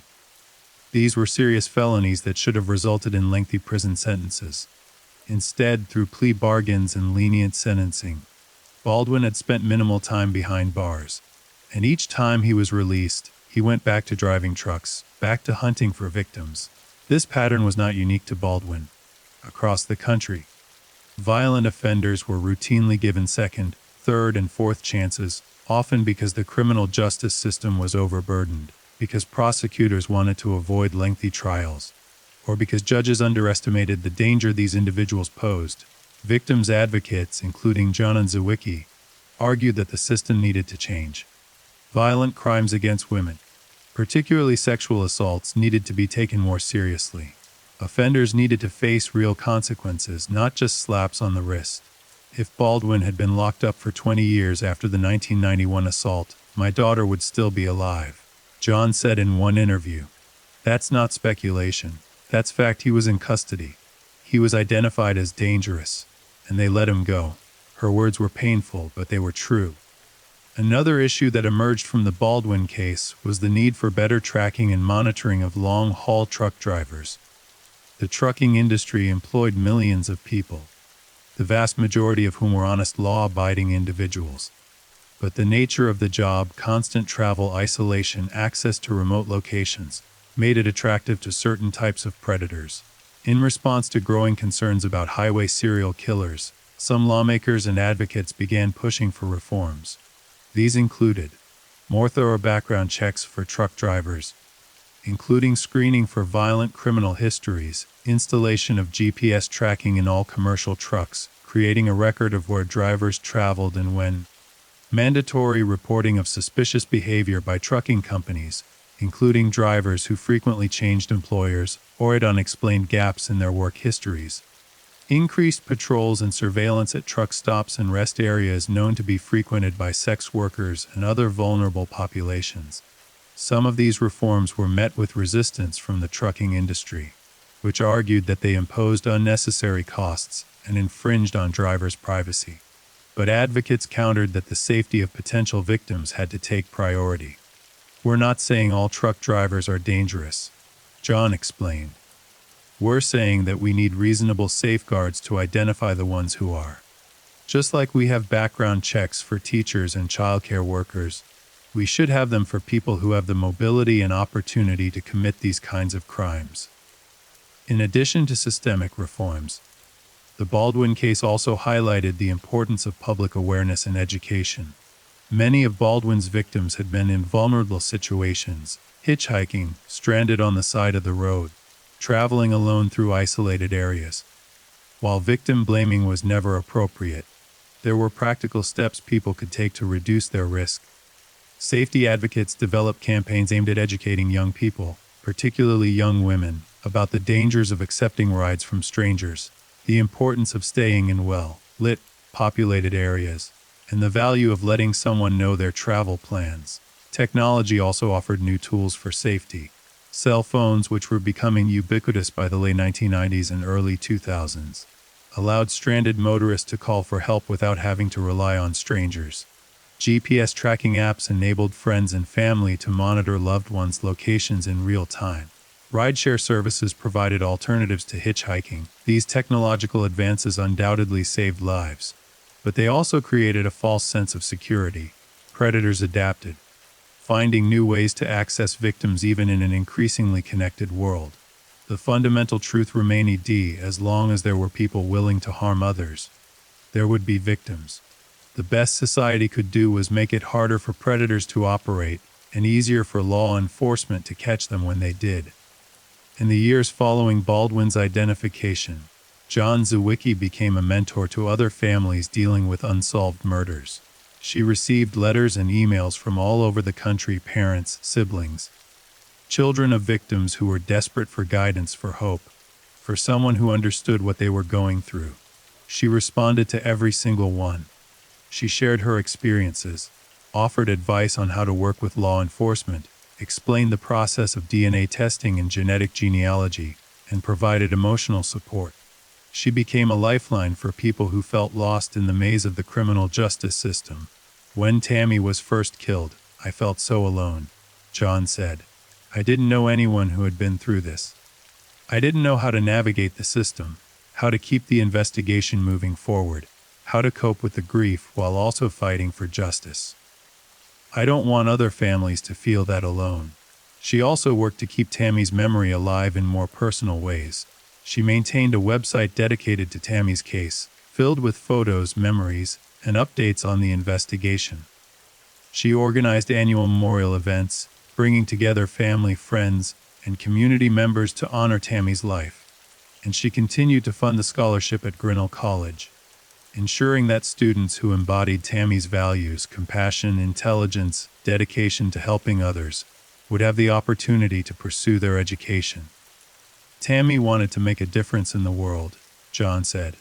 She didn't get the chance to do that in the way she planned.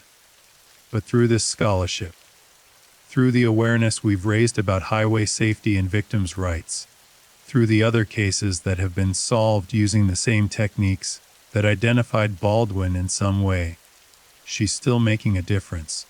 One of the most emotional moments in the aftermath of Baldwin's identification came when John was contacted by the family of Darlene Hulse. Darlene's case had been solved around the same time as Tammy's, using the same DNA and genealogical techniques. The two families had never met before, but they shared a bond forged through tragedy and perseverance. They arranged to meet at a quiet restaurant halfway between their homes. John arrived early, nervous and unsure what to expect. When Darlene's daughter and granddaughter walked in, John recognized them immediately from photos she had seen. The three women embraced, tears flowing freely. "I'm so sorry for your loss," Joan said. "And I'm sorry for yours," Darlene's daughter replied. They sat together for hours, sharing stories about their loved ones, about the investigations, about the decades of waiting and hoping and fighting. They discovered they had followed parallel paths. Both had become advocates. Both had pushed for advances in DA technology. Both had refused to let their cases be forgotten. "It's strange," Darlene's granddaughter said at one point. "We never wanted to be part of this club. But now that we are, it helps to know we're not alone." John nodded. "That's exactly how I feel." Before they parted that day, the three women made a pact. They would continue to support each other, to work together on advocacy efforts, and to honor the memories of Tammy and Darlene by helping other families find the answers they deserved. It was a small moment of light in the midst of so much darkness. As 2023 approached, more than 3 decades after Tammy's murder, John reflected on the long journey she had traveled. There had been so many setbacks, so many moments when she had wanted to give up, when the grief and frustration had seemed unbearable. There had been false leads, dashed hopes, and the constant ache of Tammy's absence. But there had also been moments of grace. The investigators who had worked tirelessly on Tammy's case, often on their own time, driven by a genuine desire for justice. The strangers who had reached out with words of encouragement and support. The technological advances that had finally made it possible to identify Baldwin. The connections she had made with other victims' families, turning shared tragedy into solidarity and strength. "I'll never have closure," John admitted in an interview on the 31st anniversary of Tammy's death. "Closure is really a thing when you lose someone you love, especially in such a violent, senseless way. But I have something else. I have certainty. I know who killed my daughter. I know he can't hurt anyone else. And I know that Tammy's case has helped solve other cases, has helped other families get their own answers." She paused, her eyes glistening with tears. Tammy was 21 when she died. She had so much life ahead of her, so much she wanted to do. She wanted to help people, to make the world better. And in a way, she still is. Every time someone learns about her case and thinks twice about accepting a ride from a stranger, every time a police department allocates resources to test DNA in a cold case, every time a family gets answers because of advances in technology, that's Tammy's legacy. The story of Tammy Zwicky and Clark Perry Baldwin is a story of horror and loss, but it's also a story of perseverance and hope. It's a reminder that evil exists in the world, that there are people who will exploit the vulnerable and cause unimaginable pain. But it's also a reminder that people who will fight against that evil, who will refuse to accept injustice, who will work tirelessly to ensure that victims are not forgotten. The investigators who spent decades working on Tammy's case, the scientists who developed the DNA technologies that finally identified her killer, the advocates who pushed for reforms to prevent future tragedies, these are the heroes of this story. And Tammy herself, whose bright spirit and loving nature touched everyone who knew her, whose memory inspired so many people to keep fighting for justice. Her life mattered. Her death mattered. And the decades of work that went into solving her case mattered. Today, Interstate 80 still stretches across Illinois, carrying thousands of travelers every day. Some of them know the story of Tammy Zwicky. Some don't. But at the spot where her car was found on that August day in 1992, there is now a small memorial. A plaque with her name, her dates, in loving memory of Tammy Jo Zwicky, beloved daughter, sister, and friend. Your light still shines. Visitors sometimes leave flowers there, or notes, or small tokens.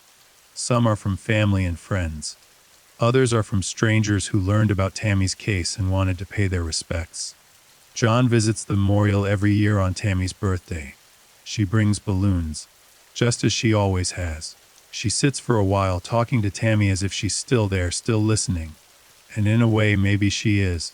Because as long as people remember Tammy, as long as they tell her story, as long as they work to prevent other families from experiencing the same tragedy, she lives on. The case of Tammy Zwicky also sparked a broader examination of the trucking industry and its role in facilitating crimes against women. The FBI's Highway Serial Killings Initiative, which had been established in 2004, gained renewed attention and funding in the wake of high-profile cases like Tammy's. The initiative brought together law enforcement agencies from across the country to share information about unsolved murders connected to highways and truck stops. Through this collaboration, investigators identified patterns and connections that would have been impossible to see when each agency was working in isolation. They developed databases tracking the movements of known sex offenders and violent criminals who worked in the trucking industry. They created protocols for investigating cases where victims were found far from where they had last been seen. And they began to solve cases between 2004 and 2023. The Highway Serial Killings Initiative helped close dozens of cold cases. Some, like Tammy's, were solved through DNA evidence. Others were solved through good old-fashioned detective work, interviews, timeline reconstruction, and connecting the dots between seemingly unrelated crimes. Each solved case brought relief to a family that had been waiting years or even decades for answers. And each one demonstrated the value of persistence, collaboration, and technological innovation in law enforcement. But even as cases were being solved, new ones continued to emerge. In 2019, a truck driver named Jason Wayne Crockett was arrested in Arkansas after the body of a woman was found in his truck. Investigation revealed he had been picking up sex workers at truck stops and murdering them, dumping their bodies along his roads. In 2020, another truck driver, Anthony Palma, was charged with multiple murders in California.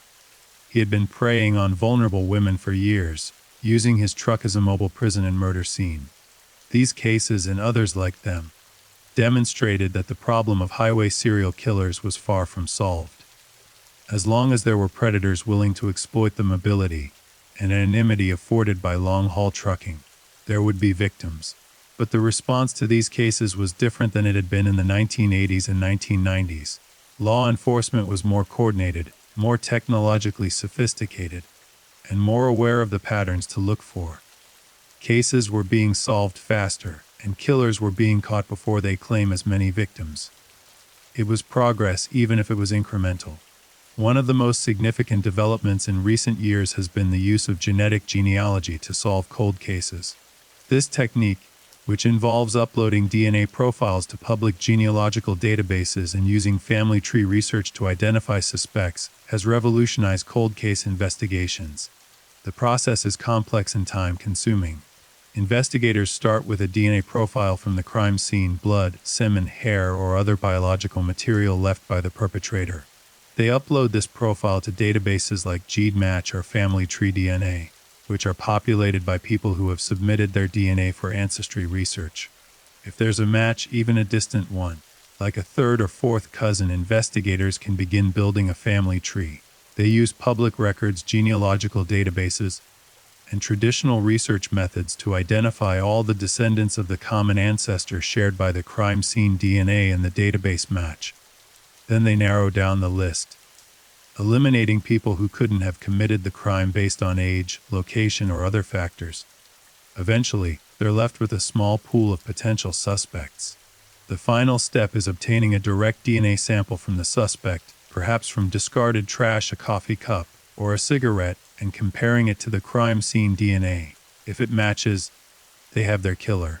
This technique was used to identify Clark Perry Baldwin, and it's been used successfully in hundreds of other cases, including some of the most notorious cold cases in American history.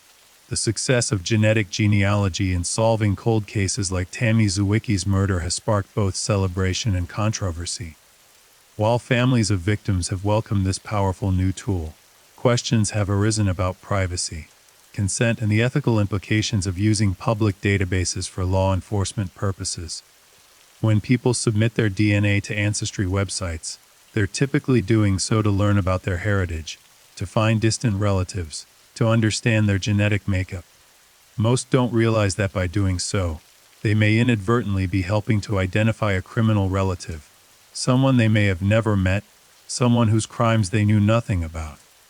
Some privacy advocates have argued that this constitutes an invasion of privacy, that people should have the right to control how their genetic information is used. They've called for stricter regulations on law enforcement access to genealogical databases. But victims' families and law enforcement officials have countered that solving violent crimes and bringing closure to grieving families outweighs these privacy concerns. They point out that most genealogical databases allow users to opt out of law enforcement matching if they choose, and that the technique has been instrumental in solving cases that would otherwise have remained forever unsolved. John Zawicki has been a vocal supporter of genetic genealogy. "I understand the privacy concerns," she said in an interview, "but we have to remember what's at stake here. These are murder cases. These are families who have been waiting decades for answers. If someone's DNA can help solve a case without them even knowing it, without any invasion of their own privacy, I think that's a good thing." She paused, choosing her words carefully. "And let's be honest, if you're worried about genetic genealogy leading to your relative being caught for murder, maybe the problem isn't the technology. Maybe the problem is that you have a murderer in your family." The debate over genetic genealogy continues, but the techniques become an established tool in law enforcement's arsenal. In the years since Tammy's case was solved, hundreds of additional cold cases have been cracked using the same methods. Each success story has brought attention to the potential of this technology, and each one has brought hope to families who thought they would never get answers. One particularly moving case involved the 1987 murder of a young woman named April Tinsley in Indiana. April was 8 years old when she was abducted while walking to a friend's house. Her body was found 3 days later in a ditch. She had been sexually assaulted and strangled. For 30 years, despite DNA evidence and an extensive investigation, her killer remained unidentified. Then in 2018, using genetic genealogy, investigators identified a man named John Miller. He was arrested, confessed, and was sentenced to 80 years in prison. April's family, who had waited 3 decades for justice, finally had closure, and April's case became another example of how this technology could solve seemingly impossible cases. In Tammy Zawicki's case, the use of genetic genealogy to identify Baldwin was particularly significant because it demonstrated that even cases with limited physical evidence could be solved if investigators were persistent and willing to try new approaches. The DNA sample that eventually led to Baldwin's identification had been sitting in evidence storage for nearly 3 decades. It had been tested multiple times over the years using the technology available at the time, but had never produced a match. It was only when investigators applied new techniques, advanced DNA extraction methods, and genealogical database searching that the breakthrough came. This highlighted an important lesson for law enforcement: evidence should never be discarded or forgotten. What seems useless today may become crucial tomorrow as technology advances. As the investigation into Baldwin's crimes continued, even after his identification, detectives worked to build as complete a picture as possible of his activities over the years. They wanted to identify all of his potential victims, to give as many families as possible the closure that the Zawicki family had finally received. One of the tools they used was a technique called geographic profiling. Geographic profiling involves analyzing the locations where crimes occurred, where victims were last seen, and where bodies were found, and using that data to make inferences about where the perpetrator lived, worked, or spent time. In Baldwin's case, investigators mapped out all of his confirmed and suspected crimes. They overlaid this with his known work routes, his home addresses over the years, and the locations of truck stops and rest areas along his regular routes. What emerged was a clear pattern. Most of Baldwin's crimes occurred within a corridor that stretched from Iowa through Illinois, Missouri, Kansas, and into Tennessee. This corresponded with the routes he drove most frequently for the trucking companies he worked for. There were clusters of activity around certain cities, particularly areas where major interstate highways intersected, creating hubs of truck traffic. These were places where Baldwin would have had easy access to potential victims, and where he could quickly disappear back into the flow of highway traffic. But there were also outliers, crimes that occurred in areas Baldwin didn't regularly travel to. These raised questions. Had he taken special trips for the purpose of committing crimes? Had he changed his route specifically to access certain victims? Or were these crimes committed by someone else entirely? Investigators couldn't be certain, but the geographic profile helped them prioritize which cases to focus on, which ones were most likely to be connected to Baldwin. One case that fell within Baldwin's geographic pattern, but couldn't be definitively linked to him, was the 1989 disappearance of a college student named Linda Marie McClelland in Virginia. Linda was 22 years old, a senior at James Madison University. On November 18, 1989, she left her apartment to go shopping. She never returned. Her car was found abandoned in a shopping center parking lot. There were no signs of struggle, no indication of what had happened to her. Despite extensive searches and investigations, Linda was never found. Her case remained unsolved. When investigators reviewing Baldwin's activities discovered he had made a delivery to Virginia in November 1989, his route taking him within miles of where Linda disappeared, they immediately took interest. Could Baldwin have abducted Linda? They submitted DNA evidence from Linda's car for testing, hoping to find a match to Baldwin. But the results were inconclusive. There was DNA present, but it was too degraded to generate a usable profile. Without Linda's body, without solid physical evidence, investigators couldn't make a definitive connection. But Linda's family was contacted and informed that Baldwin was a possible suspect in her disappearance. For Linda's parents, who had spent over 30 years wondering what had happened to their daughter, this was both heartbreaking and strangely relieving. They had always believed Linda had been murdered, that she hadn't simply run away or disappeared voluntarily. Now they had a name, a face, a possible explanation. "We may never know for certain," Linda's mother said in an interview. "But at least now we have something. At least now we have a direction to point our grief." Another case that investigators examined was the 1990 murder of a young woman named Cheryl Ann Scherer in North Dakota. Cheryl was 18 years old, working at a convenience store in the small town of Mott. On the evening of April 26, 1990, she was working the late shift alone when someone entered the store and shot her. She died at the scene. The cash register had been emptied, suggesting robbery as a motive. But there were troubling inconsistencies. The amount of money taken was small, less than $100. The level of violence seemed excessive for a simple robbery, and there was evidence suggesting the killer may have sexually assaulted Cheryl before or after killing her. The case went cold. For years, investigators assumed it was a random robbery gone wrong, committed by someone passing through the area.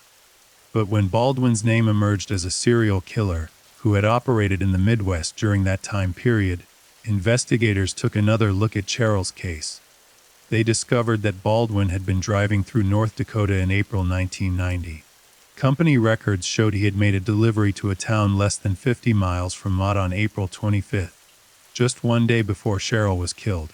It was circumstantial, but it was enough to make him a suspect. DNA evidence from Cheryl's case was submitted for testing. Investigators waited anxiously for the results. When they came back, they showed no match to Baldwin. Cheryl's killer was someone else. It was a reminder that not every unsolved case from that era could be attributed to Baldwin, no matter how much the circumstances seemed to fit. There were other killers, other predators, other tragedies, but the effort wasn't wasted. The renewed attention to Cheryl's case, the retesting of DNA evidence, in 2022 using genetic genealogy, investigators identified a different suspect in Cheryl's murder, a man who had lived in the area at the time and had a history of violence against women. He was arrested and charged. Cheryl's family finally got their answers, 32 years after her death. And in a way, the attention brought to his case by the Baldwin investigation had helped make that possible. As investigators continued their work, They also began to examine the trucking companies that had employed Baldwin over the years. They wanted to know if these companies had been aware of any problems with Baldwin, if there had been complaints or incidents that should have raised red flags. What they found was disturbing, though not surprising. Several trucking companies that had employed Baldwin in the 1980s and early 1990s were no longer in business. Their records had been lost or destroyed, making it impossible to reconstruct Baldwin's complete employment history. But in the cases where records were available, investigators found a pattern of concerning behavior. At one company, Baldwin had been disciplined multiple times for inappropriate comments to female employees and customers. He had been written up for making sexual remarks, for staring at women in ways that made them uncomfortable, for violating personal space, but he had never been fired. The company had issued warnings, mandatory training, brief suspensions. And then they had sent him back on the road. At another company, a female dispatcher had filed a complaint claiming Baldwin had made threatening statements to her over the radio. She said he had become angry when she refused his request for a date and had made veiled threats about finding her and teaching her a lesson. The company had investigated, but ultimately concluded there wasn't enough evidence to terminate his employment. Baldwin had denied making threats, claimed the dispatcher had misunderstood him. He kept his job. And at a third company, Baldwin had been involved in an incident at a truck stop where he had allegedly tried to force his way at another driver's sleeper cab. The other driver, a woman, had reported the incident to the company and to local police. Again, Baldwin had claimed it was a misunderstanding. He said he had knocked on the wrong truck, thought it was his. The police hadn't pressed charges. The company had given him a warning. Looking back, with the knowledge of what Baldwin would go on to do, these incidents took on terrifying significance. They were warnings, missed opportunities to stop him before he killed. But at the time, they had been treated as minor disciplinary issues, nuisances to be managed rather than serious red flags. The revelations about Baldwin's employment history prompted calls for reforms in the trucking industry. Advocates argued that trucking companies needed to take complaints about drivers more seriously, particularly complaints involving harassment, threats, or inappropriate behavior toward women. They pushed for standardized reporting systems that would track problem drivers across companies, preventing them from simply moving to a new employer after being fired or disciplined. They also called for more rigorous background checks, not just for criminal convictions, but for patterns of behavior that might indicate someone was a danger to others.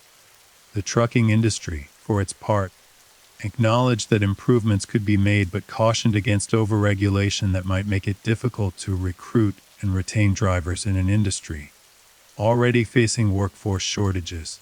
It was a familiar tension, balancing safety and security with practical considerations and economic interests. Joanne Zawicki was impatient with these arguments. "We're talking about people's lives," she said in one interview. "We're talking about preventing murders. I don't care if it makes it slightly harder to hire drivers. I don't care if it costs companies a little more money. These are basic safety measures that should have been in place all along." Her advocacy helped push through some reforms. Several states enacted laws requiring more comprehensive background checks for commercial truck drivers. Industry associations developed best practices for handling complaints and disciplinary issues. And some trucking companies voluntarily implemented stricter policies, recognizing that protecting the public and protecting themselves from liability was worth the investment.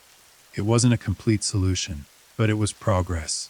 As 2024 approached, more than 3 decades after Tammy's murder, the case continued to reverberate through the true crime community and beyond. Podcasts dedicated entire episodes to Tammy's story, exploring the details of the investigation, the breakthrough with genetic genealogy, and the broader issue of highway serial killers. Television shows featured segments on the case. Books about unsolved murders and cold cases included chapters on Tammy. Each retelling brought renewed attention to the case, and with that attention came new tips and leads. Some were helpful. People who had known Baldwin in the 1980s and 1990s came forward with information about his behavior, his statements, his activities. These details helped investigators fill in gaps in their understanding of his life and crimes. Other tips were less useful: conspiracy theories, false confessions, wild speculation. Investigators had to sort through it all, separating wheat from chaff. But they welcomed the attention. Cold cases thrived on public awareness. The more people who knew about Tammy's case, the more likely it was that someone with crucial information would come forward. And in fact, that's exactly what happened. In early 2024, a woman named Karen Mitchell contacted the Illinois State Police with information about Clark Perry Baldwin. Karen had been a waitress at a truck stop diner in Iowa in the early 1990s. Baldwin had been a regular customer, stopping in whenever his routes brought him through the area. Karen remembered him clearly. He had always made her uncomfortable. He would stare at her, make suggestive comments, ask personal questions. She had learned to avoid serving him when possible, asking other waitresses to take his table. But one night in the summer of 1992, just weeks before Tammy Zwicky was murdered, something had happened that Karen had never forgotten. Baldwin had come into the diner late at night, around 20 a.m. The place was nearly empty. Karen was working alone, waiting tables and managing the register. Baldwin had sat at his usual spot at the counter. He had ordered coffee and pie. And then he had started talking. He had been in a strange mood, Karen recalled. Agitated and tense. He had started rambling about women, about how they didn't understand him, how they rejected him, how they thought they were better than him. And then he had said something that had made Karen's blood run cold. Someday, Baldwin had said, staring directly at her, "I'm going to make one of them understand what it feels like. I'm going to show them they're not so special." Karen had tried to laugh it off, to diffuse the situation. She had brought him his check and busied herself with other tasks, keeping her distance. Baldwin had left a short time later. Karen had locked the door behind him, her hand shaking. At the time, she hadn't reported the incident to anyone. She had been young, unsure of herself, afraid of making a big deal out of what might have been nothing. Lots of truck drivers were lonely, bitter, angry at the world.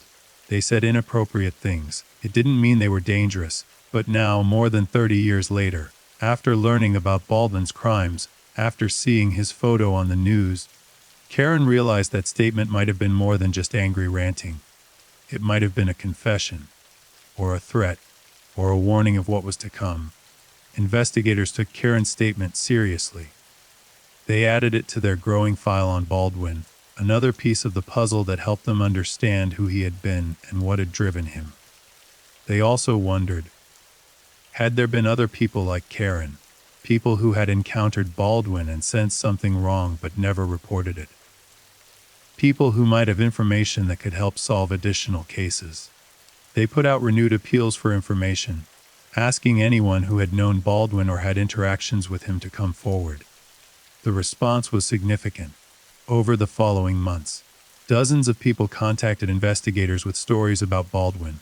Some had worked with him. Some had encountered him at truck stops or rest areas. Some had simply crossed paths with him and remembered feeling uneasy. One woman reported that Baldwin had offered her a ride when her Pearl Highway in 1991. She had declined. Something about him making her instinctively wary. She had waited for someone else to help her instead. She now wondered if that decision had saved her life. A former coworker recalled Baldwin bragging about picking up prostitutes and hitchhikers, describing in disturbing detail what he had done with them. At the time, the coworker had assumed Baldwin was exaggerating, trying to seem tough or experienced. Now he realized those stories might have been true.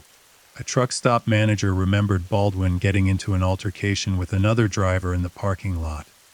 The other driver had accused Baldwin of following him and his female passenger, of making threatening gestures.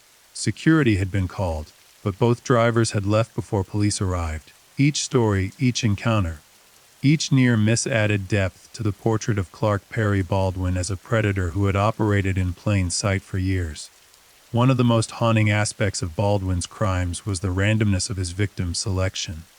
Unlike some serial killers who had specific types they targeted, a particular age range, hair color, body type, Baldwin seemed to be opportunistic. His victims ranged in age from teenagers to middle-aged women. They came from different backgrounds, different circumstances. Some were traveling alone, some were local residents. Some were white, some were Native American, some were Hispanic. The only common thread was vulnerability. Baldwin had preyed on women who were alone, who were in situations where they had limited options for help, who could be controlled and dominated. This made his crimes even more chilling. It meant any woman could have been a target. There was no way to predict who he would choose, no way to identify oneself as safe. Investigators who studied Baldwin's case described him as a predator of opportunity. He didn't plan his crimes until weeks or months in advance.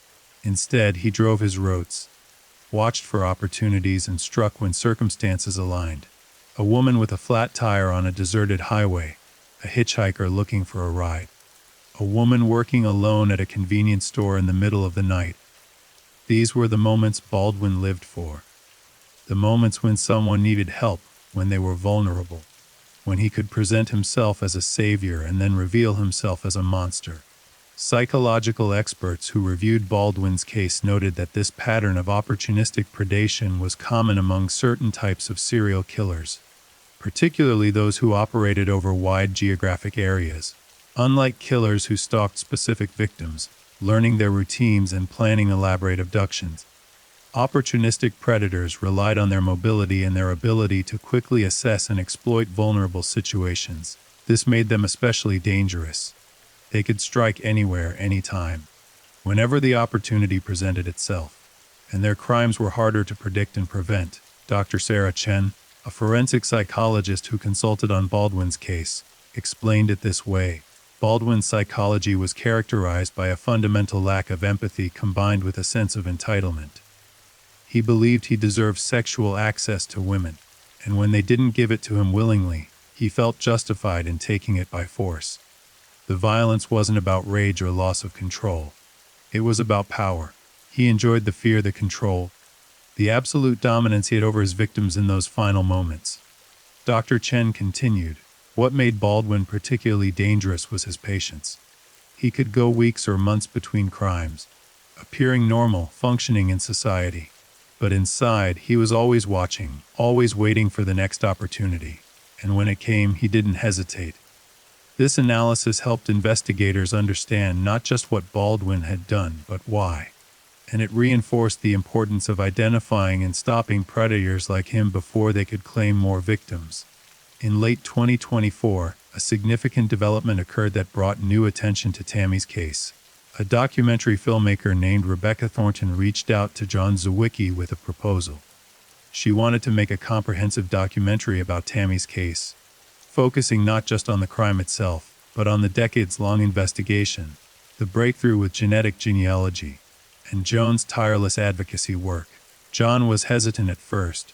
She had participated in numerous interviews and programs over the years, but a full documentary felt different, more invasive, more permanent.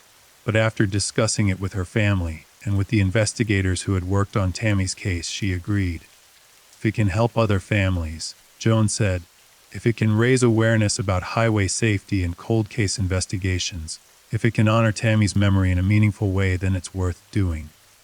The documentary, titled The Long Road Home, The Tammy Zawicki Story, was released in 2025. It featured interviews with John and her family, with investigators who had worked on the case, with forensic experts who had analyzed the DNA evidence, and with advocates working to reform the criminal justice system. It also included interviews with the families of Baldwin's other victims, creating a powerful narrative about the ripple effects of his crimes and the interconnected efforts to bring him to justice. The documentary was critically acclaimed. It won several awards at film festivals and was picked up for streaming on a major platform. Millions of people watched it, learning about Tammy's case for the first time. And with that exposure came renewed interest in cold cases generally. Viewers reached out to their local police departments, asking about unsolved murders in their communities. They volunteered to help with searches for missing persons. They donated to organizations that funded DNA testing for cold cases. The documentary had done what John had hoped it would. It had turned Tammy's tragedy into a catalyst for positive change. But even as the documentary brought new attention to Tammy's case, John remained focused on the work that still needed to be done. There were still unsolved cases connected to Baldwin that needed resolution. There were still families waiting for answers. There were still reforms needed in the criminal justice system, in the trucking industry, in how society addressed violence against women. John continued her advocacy work, appearing at conferences, speaking with legislators, supporting other victims' families.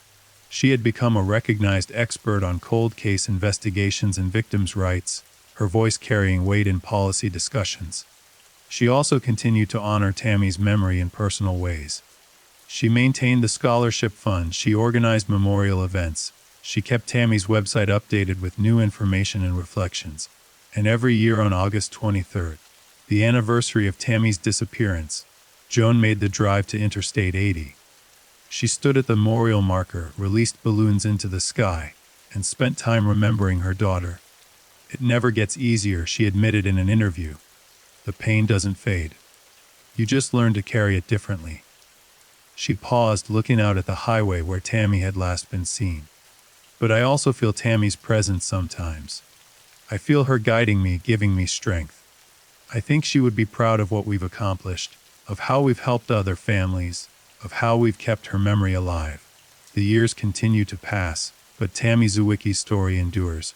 Her case has become a landmark in the history of cold case investigations, a testament to the power of perseverance, advancing technology, and a mother's unwavering love.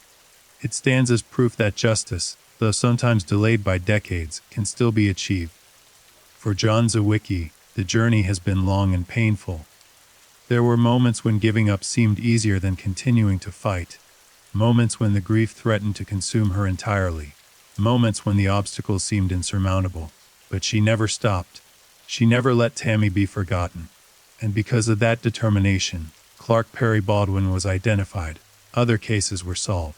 Families found closure. Reforms were implemented. Lives were saved. Today, John speaks often about the importance of hope. When Tammy first disappeared, she says, "I couldn't imagine surviving the next day, let alone 30 years. But you do survive. You find strength you didn't know you had, and you keep moving forward one day at a time." She pauses, her voice softening. "I'll never have Tammy back. I'll never hear her laugh again, never see her achieve the dreams she had.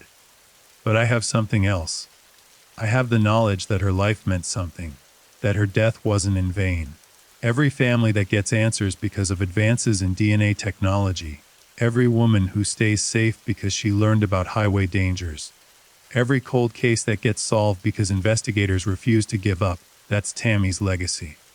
The memorial on Interstate 80 still stands, a quiet reminder of the young woman who was taken too soon. Travelers sometimes stop there, reading the plaque, leaving flowers, offering silent prayers. Tammy Jo Zawicki was 21 years old when she died. She was intelligent, compassionate, and full of potential. She wanted to help people, to make the world better. She never got the chance to live the life she planned. But through the courage and determination of those who loved her, through the dedication of investigators who refused to let her case go cold, and through the technological advances that finally brought her killer to light, Tammy's impact on the world continues. Her story is one of tragedy, yes, but it's also one of hope. Hope that justice can prevail even when it takes decades. Hope that love can endure even in the face of unimaginable loss. Hope that one person, one life, one voice can make a difference. Thank you for listening. If you enjoyed this case, leave a comment and subscribe. Good night and stay safe.